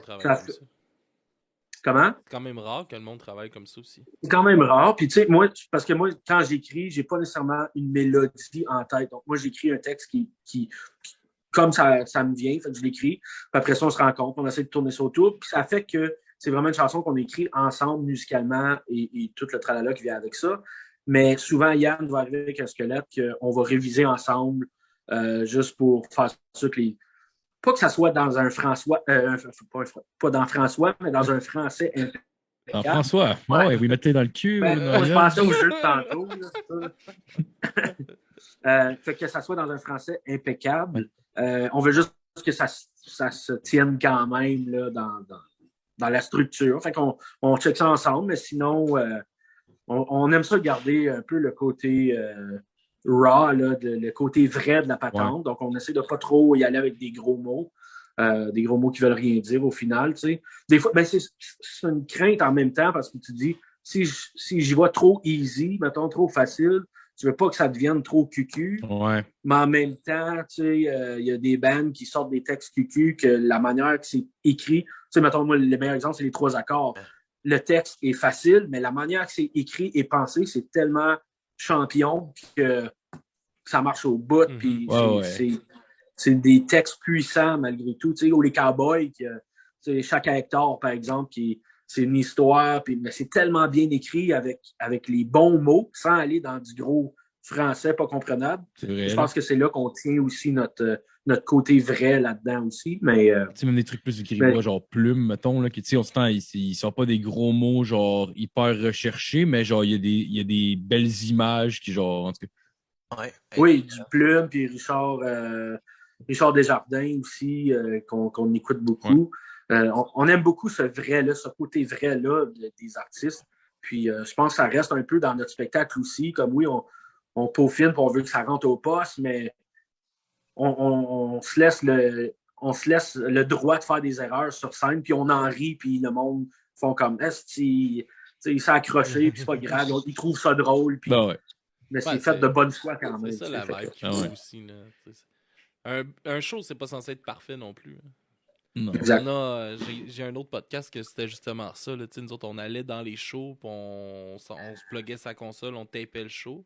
On remontait tout ça, puis on faisait comme un peu l'artiste du mois Musique Plus. Là, on faisait une entrevue, on faisait passer des extraits du show.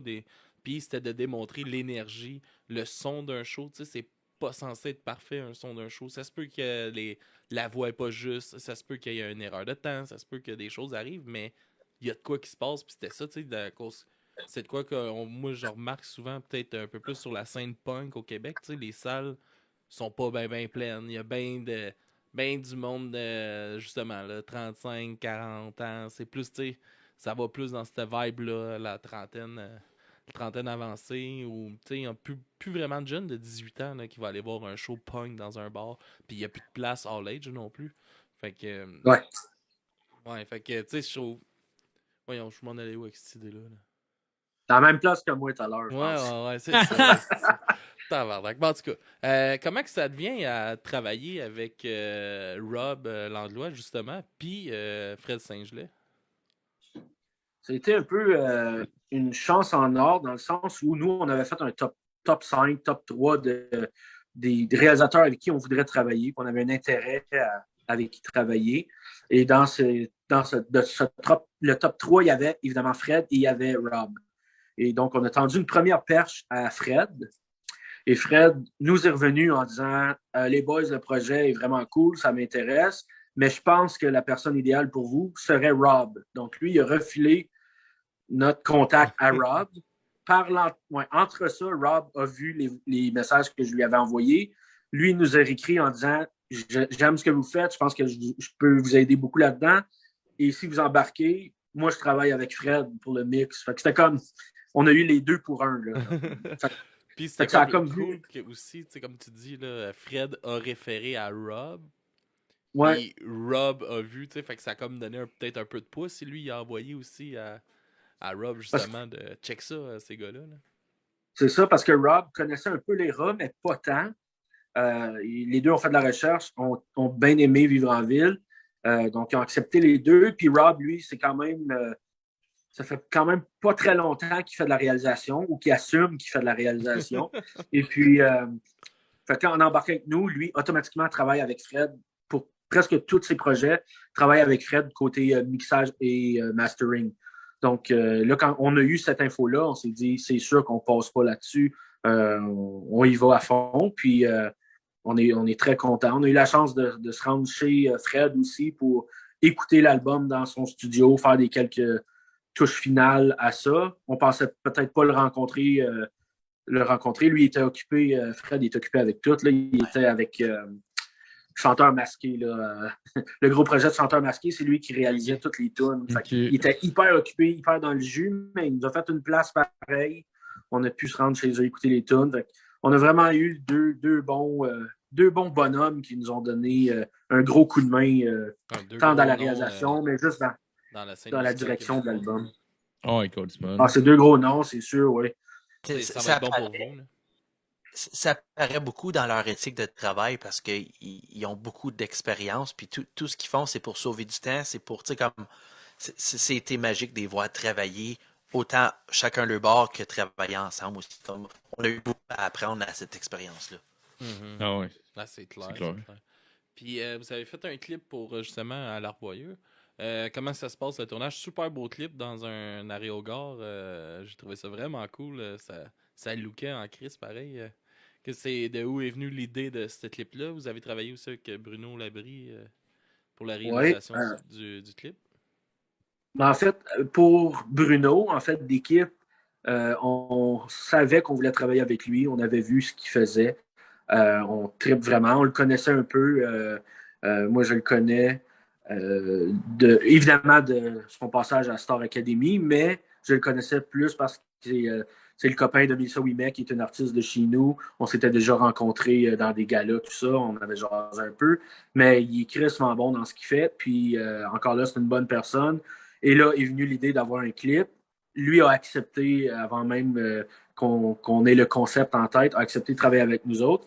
Et puis là, on voulait justement mettre en image à la revoyure sans trop donner une opinion forte sur la pensée du texte, pour que les gens puissent quand même avoir leur version dans leur voyure, qui peuvent s'approprier leur version. Et là, on voulait juste trouver un lieu qui démontrait des arrivées, des au revoir, un peu de monde de toutes les cultures, de tous les âges. Donc, et là, on penchait vers soit une gare de train ou soit, évidemment, un aéroport. Mais là, c'est avec le temps qu'on vivait à ce moment-là, on était limité. Il y aurait peut-être eu moins d'achalandage. J'aurais peut-être pu louer une section de l'aéroport. Ouais. Mais drôlement, cet aérogare-là, c'est à l'école de pilote de Gatineau. Donc, ils nous ont ouvert ça très, très, très amicalement.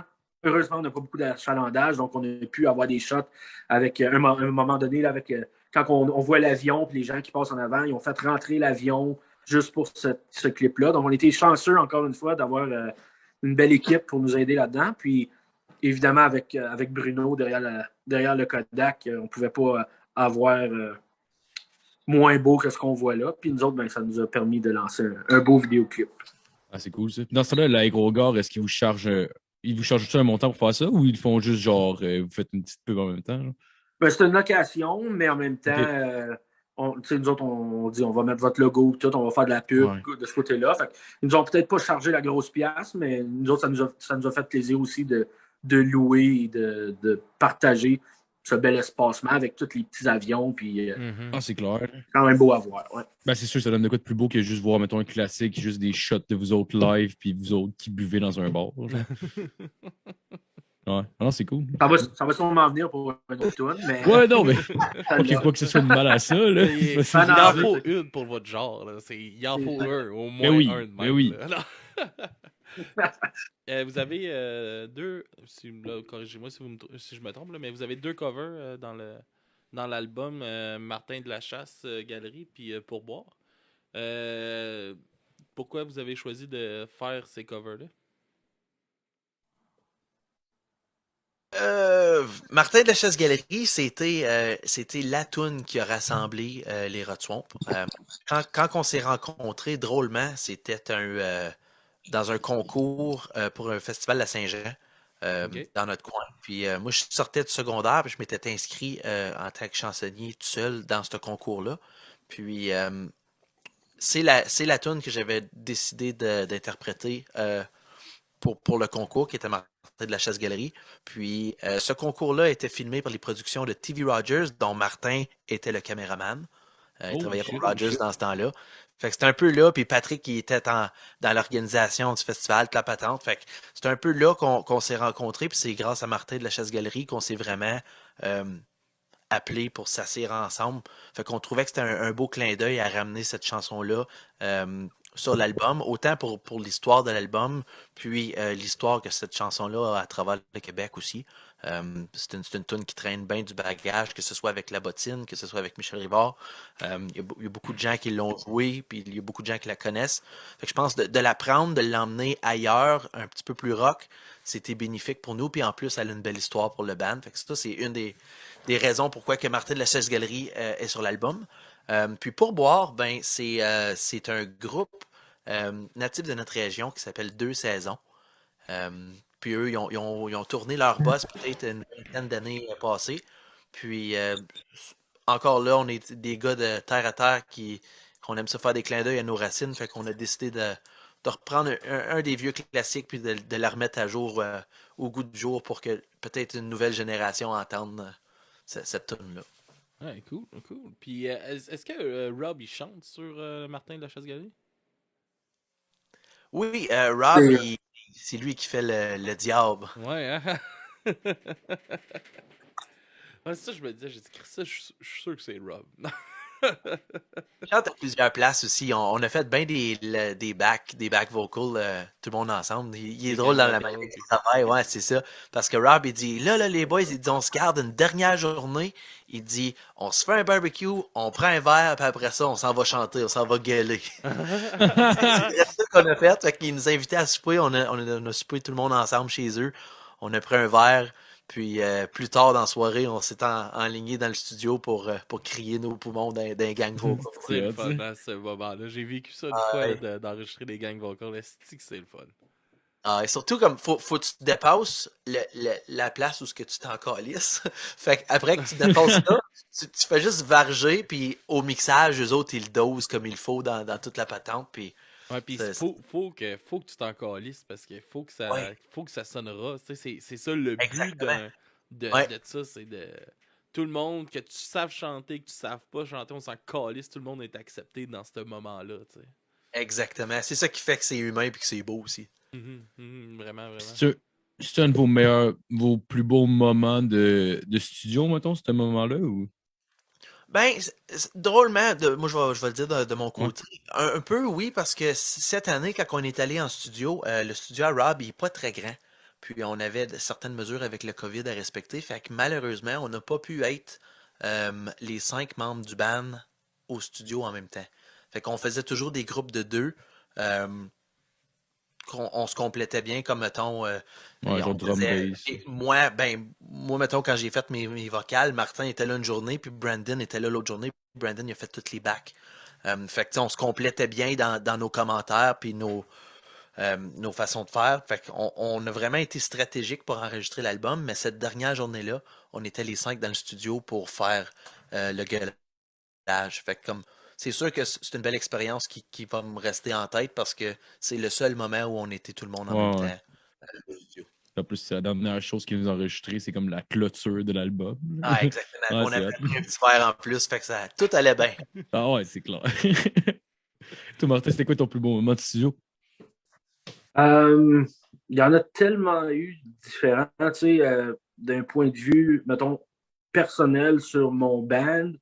Quand faut juste vous dire, on a enregistré le drum, nous autres, dans l'Est ontarien, chez avec Adam Lalonde, aussi de Bobby Lalonde.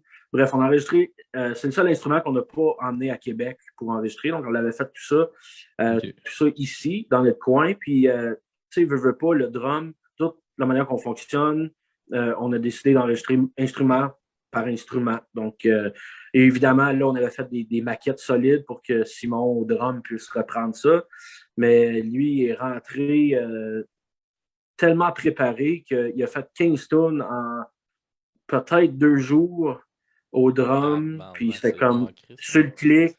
Nous autres, on est très cliqueux, là.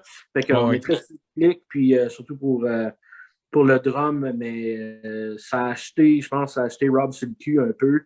Puis ça a justement que Rob me dise OK, vous êtes prêts et bon à ce point-là. Je pense qu'on va avoir du fun, puis je suis vraiment content d'avoir embarqué dans le trip.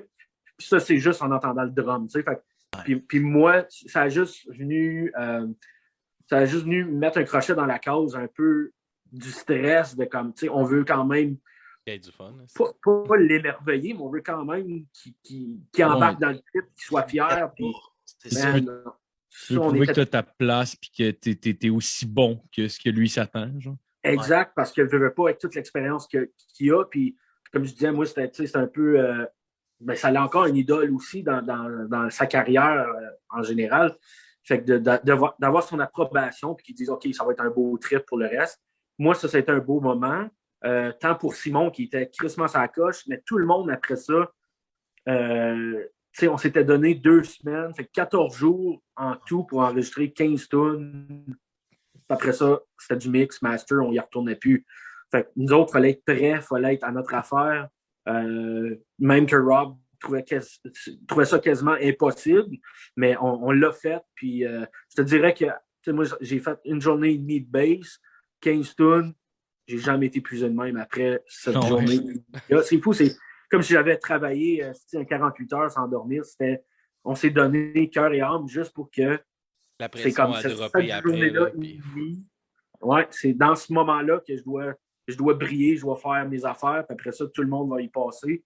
Puis aussi après, là, avec toute la gang ensemble, ça a été cool. Mais ça a été crissement trippant de se retrouver chez Fred, toute la gang, avec le réalisateur, avec le mixeur, écouter les chansons, puis on se dise yes, ça, c'est exactement ce qu'on voulait. Merci, chapeau, tout le monde est content, tout le monde est fier. Puis que ce soit un album qui marche ou qui marche pas, on doit être crissement fiers du résultat, puis le réal aussi, puis le mixeur aussi. Puis en ayant ces 2 bons bonhommes-là qui approuvent le produit, tu te dis OK, ça doit pas être de la merde non plus ce qu'on vient de faire là. Fait que, tout ça, je pense que c'est comme tout un gros moment qui fait que l'album Elixir va rester quand même un album qui a été long à livrer, mais qu'au final, on est crissement fiers de ce que ça donne. C'est malade. Puis aussi, dans les chansons, où vous parlez de légende aussi, vous avez, mettons, la sorcière de Moncton, il y a Nana Bijou. Est-ce que vous voulez nous en parler un peu plus vite fait de ces chansons-là? Yes, Tombeau de Rebecca, en fait, c'est un texte qu'on a emprunté de Jocelyn Godin. Puis Jocelyn, lui, a fait partie de groupes comme 2 saisons qu'on parlait tantôt. Il a fait partie du groupe Trans-Acadie en Acadie. C'était aussi le prof de musique à Yann à l'école. Et puis, lui, aujourd'hui, est prof, mais il ne joue presque plus de musique. Puis, c'est quelques chansons-là qui dormaient dans un tiroir. Donc, nous, on l'a approché parce qu'on savait qu'il écrivait pareil.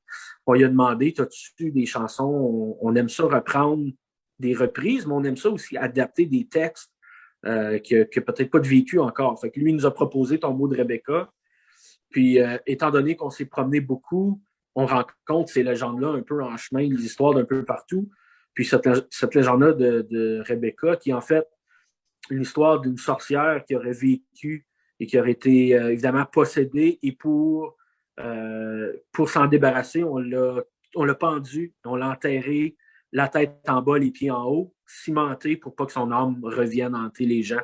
Donc, on trouvait qu'il y avait une belle image derrière cette tune-là, un peu plus dark de ce qu'on est habitué d'entendre avec les rocks. Puis, ça nous a permis d'aller un peu ailleurs musicalement, peut-être plus dans un rock que le trad rock. Donc, on a emprunté cette légende-là. Puis Nana Bijou, c'est c'est un texte que j'ai écrit qui parle d'une légende dans le coin de Thunder Bay, en Ontario, qui aurait vécu ce dieu des profondeurs, un genre de géant. Et là, le peuple Ojibwe qui aurait mis main sur une mine d'argent et qu'au final, le secret a été dévoilé à l'homme blanc.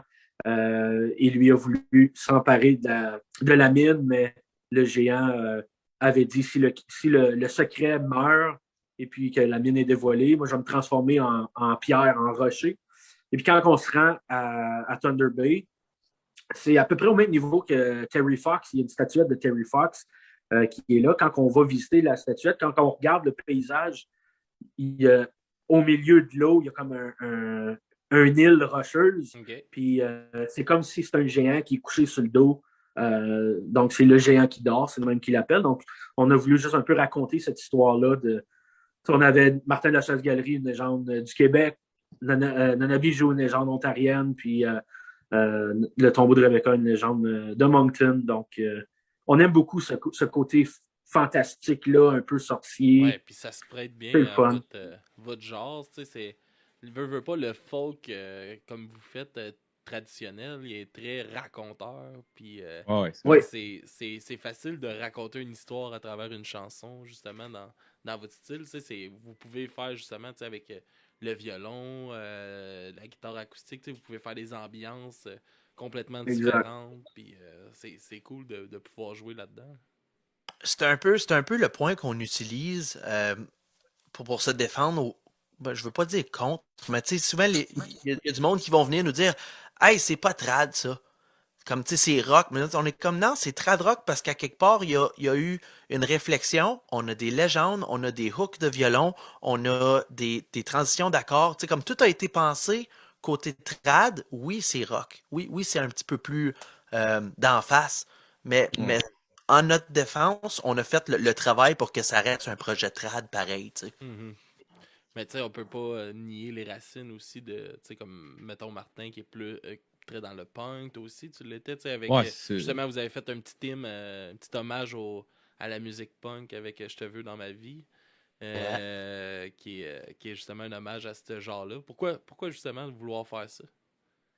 Ben, tu sais, l'album s'appelle Elixir, puis on a choisi de l'appeler comme ça parce que, ça match avec l'époque du trad, tu sais, c'est mystérieux, puis Mm. tout, sauf qu'un élixir, c'est un mélange d'un paquet d'affaires que tu prends un shot, puis, tu sais, puis ce mélange-là, on voulait le retrouver aussi dans l'album. Fait qu'il y a un peu de punk, il y a un peu de country, il y a un peu du folk à install, tu sais, comme, il y a beaucoup de styles différents dans cet album-là, mais qui se rassemblent autour du trad.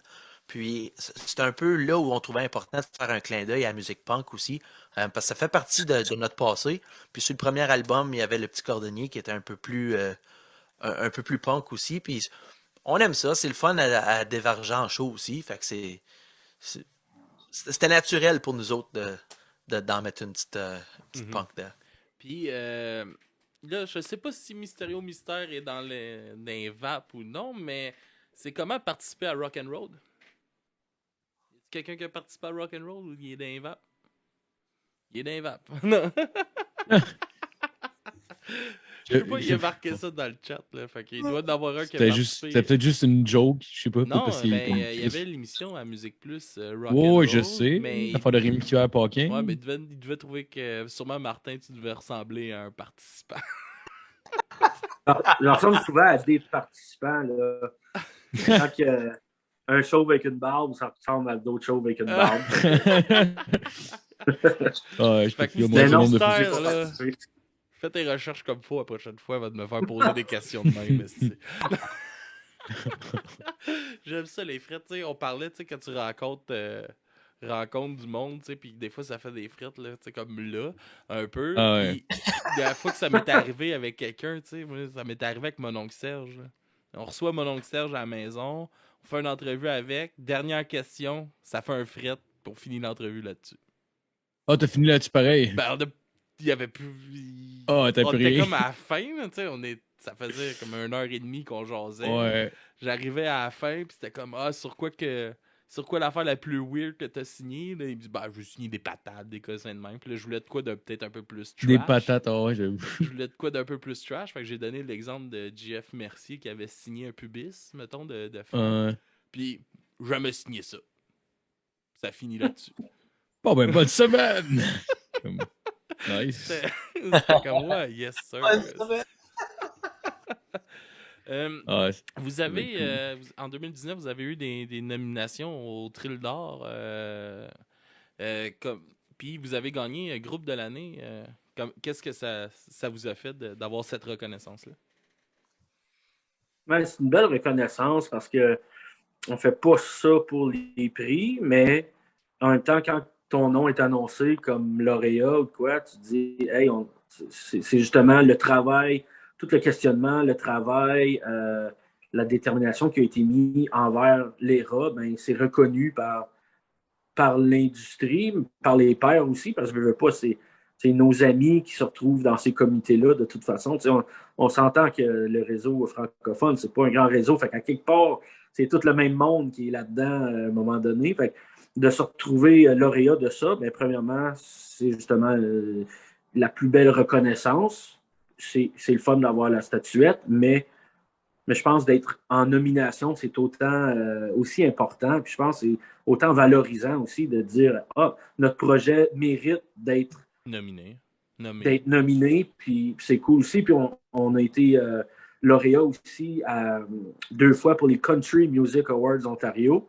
Et puis ça, pour nous autres, on l'effleure le country, mais on n'est pas country comme quelqu'un qui se dit country boy ou peu importe. T'sais. Fait que de ramasser ça, ces 2 prix-là, c'était une belle reconnaissance. En plus, dans une période où on faisait crissement pas grand-chose, ça montre que même si on fait pas beaucoup, on fait pas grand-chose, ce qui est fait est quand même reconnu. Puis, cool, même quand vous forcez pas, vous gagnez pareil. On gagne pareil. Non, mais, allez tout juste une chier, petite anecdote par rapport à ça. Vous êtes à chier à côté d'eux.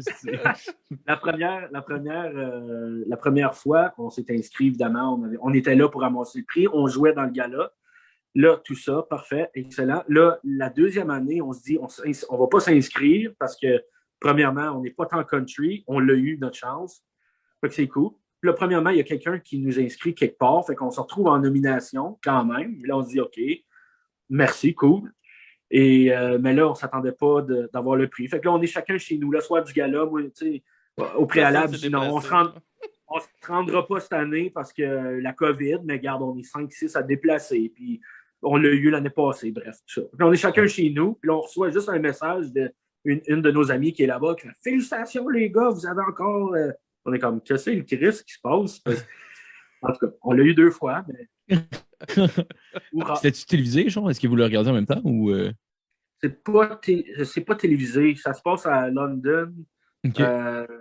À London, mais c'était comme un peu ciné-park style, là, un peu drive-thru. Il y a eu cette petite vague-là, des spectacles d'un ciné-park. Bref, c'était un peu comme ça. Mais regarde, on l'a pris quand même, la reconnaissance, comme je dis, c'est le fun. Surtout dans un milieu anglophone, country, que les rats sortent 2 années de suite comme artiste de l'année. C'est quand même très cool. Artiste de l'année, en plus, j'imagine c'est le gros prix du c'est artiste, il manque un mot, artiste francophone de l'année. Mais quand même. Mais quand même. Oh, ouais. C'est la seule catégorie francophone qu'il y a. Puis déjà qu'ils ont une catégorie francophone dans un gala anglophone, c'est déjà un bon signe de leur ouverture. Mais là, qu'on l'ait remporté 2 ans, c'est une belle reconnaissance. Et là, on attend la disque. On verra si jamais. On aimerait ça se retrouver dans ce grand gala pour juste aller faire notre tour puis aller rencontrer les gens.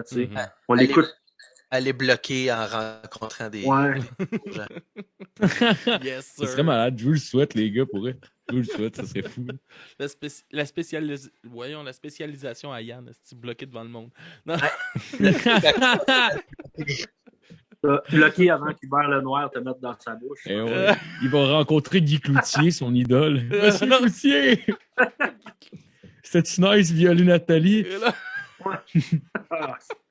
Non, arrête de t'excuser.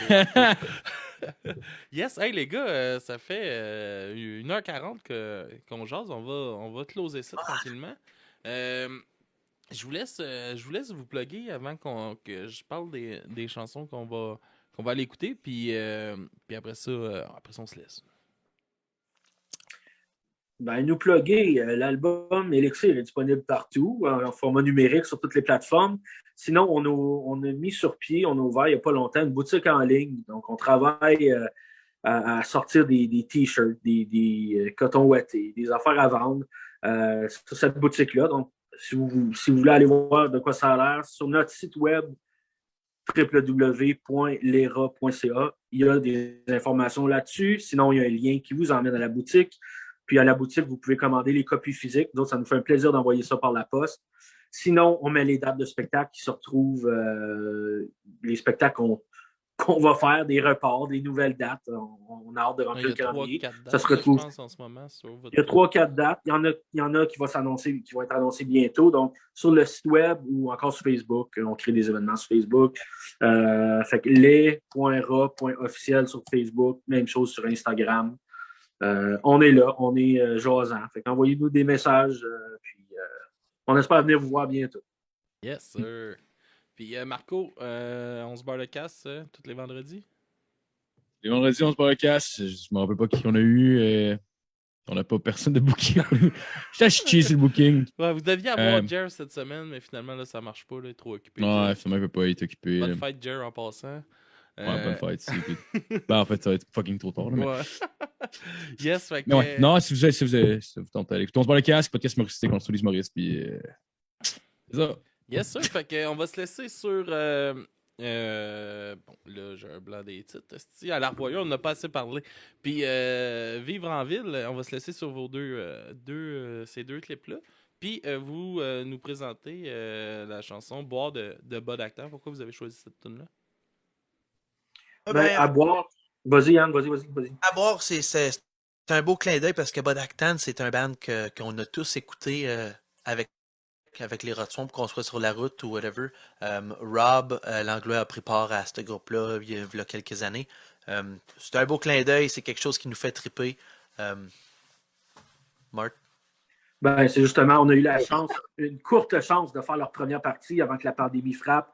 On avait eu la chance de faire 2 spectacles en première partie de Bud. Donc, on a eu la chance de les rencontrer. C'est des bons Jack. On aime la musique. La tune est bonne. C'est Rob qui la chante. Donc, à boire, mesdames et messieurs. Sortez-vous une bière, puis let's go, Westy.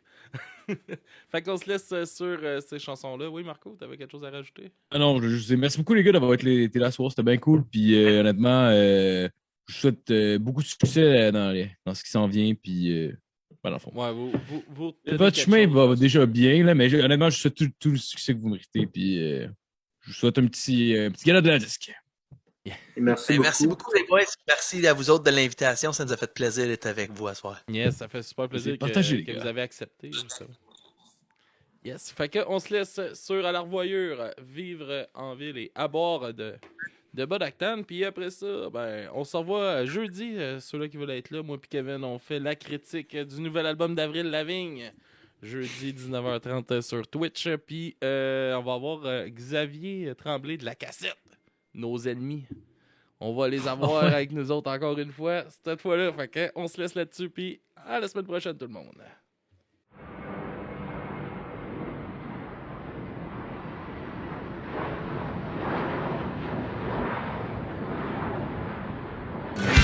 Si jamais on se revoit pas, au moins on se sera vu.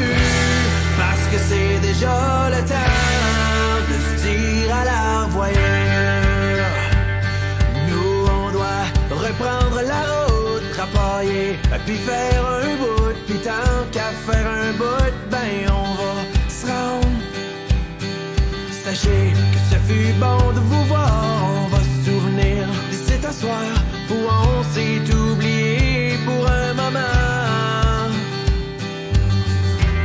C'est bien facile à dire, pas trop facile à faire, ça nous permet d'écrire les pages de notre histoire. Si jamais on se revoit pas, au moins on se sera vu, parce que c'est déjà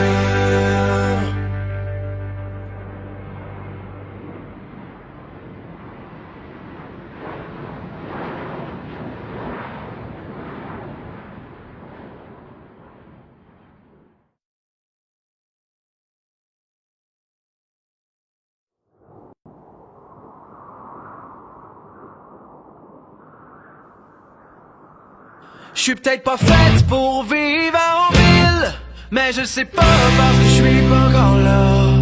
Parce que moi le monde je les trouve débiles. Mais quand ils klaxonnent après tout et que c'est à ton tour de traverser, moi je m'en fous du code civil.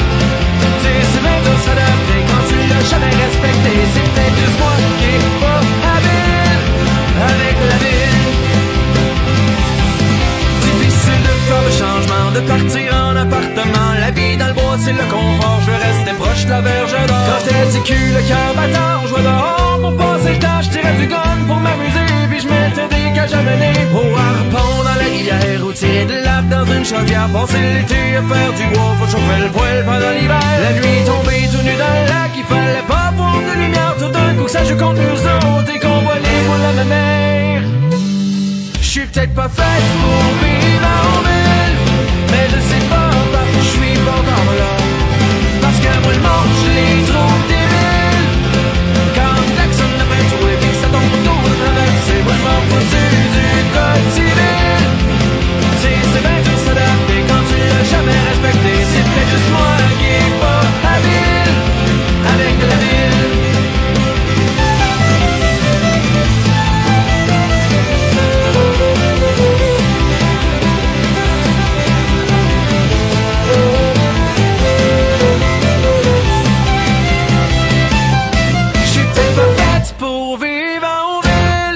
Mais je le sais pas parce que je suis pas encore là.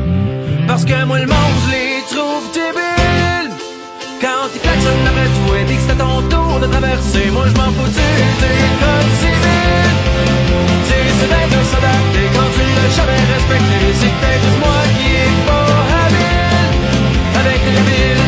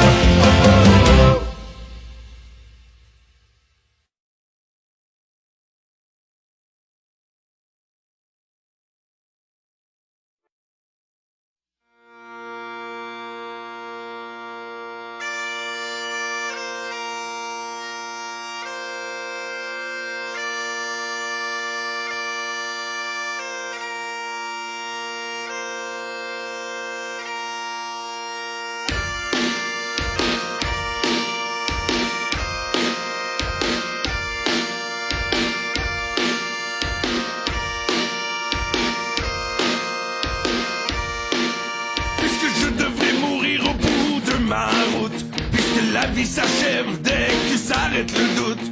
C'est sans peur et sans gêne que je boirai, espérant arriver au ciel le gosier bien abreuvé.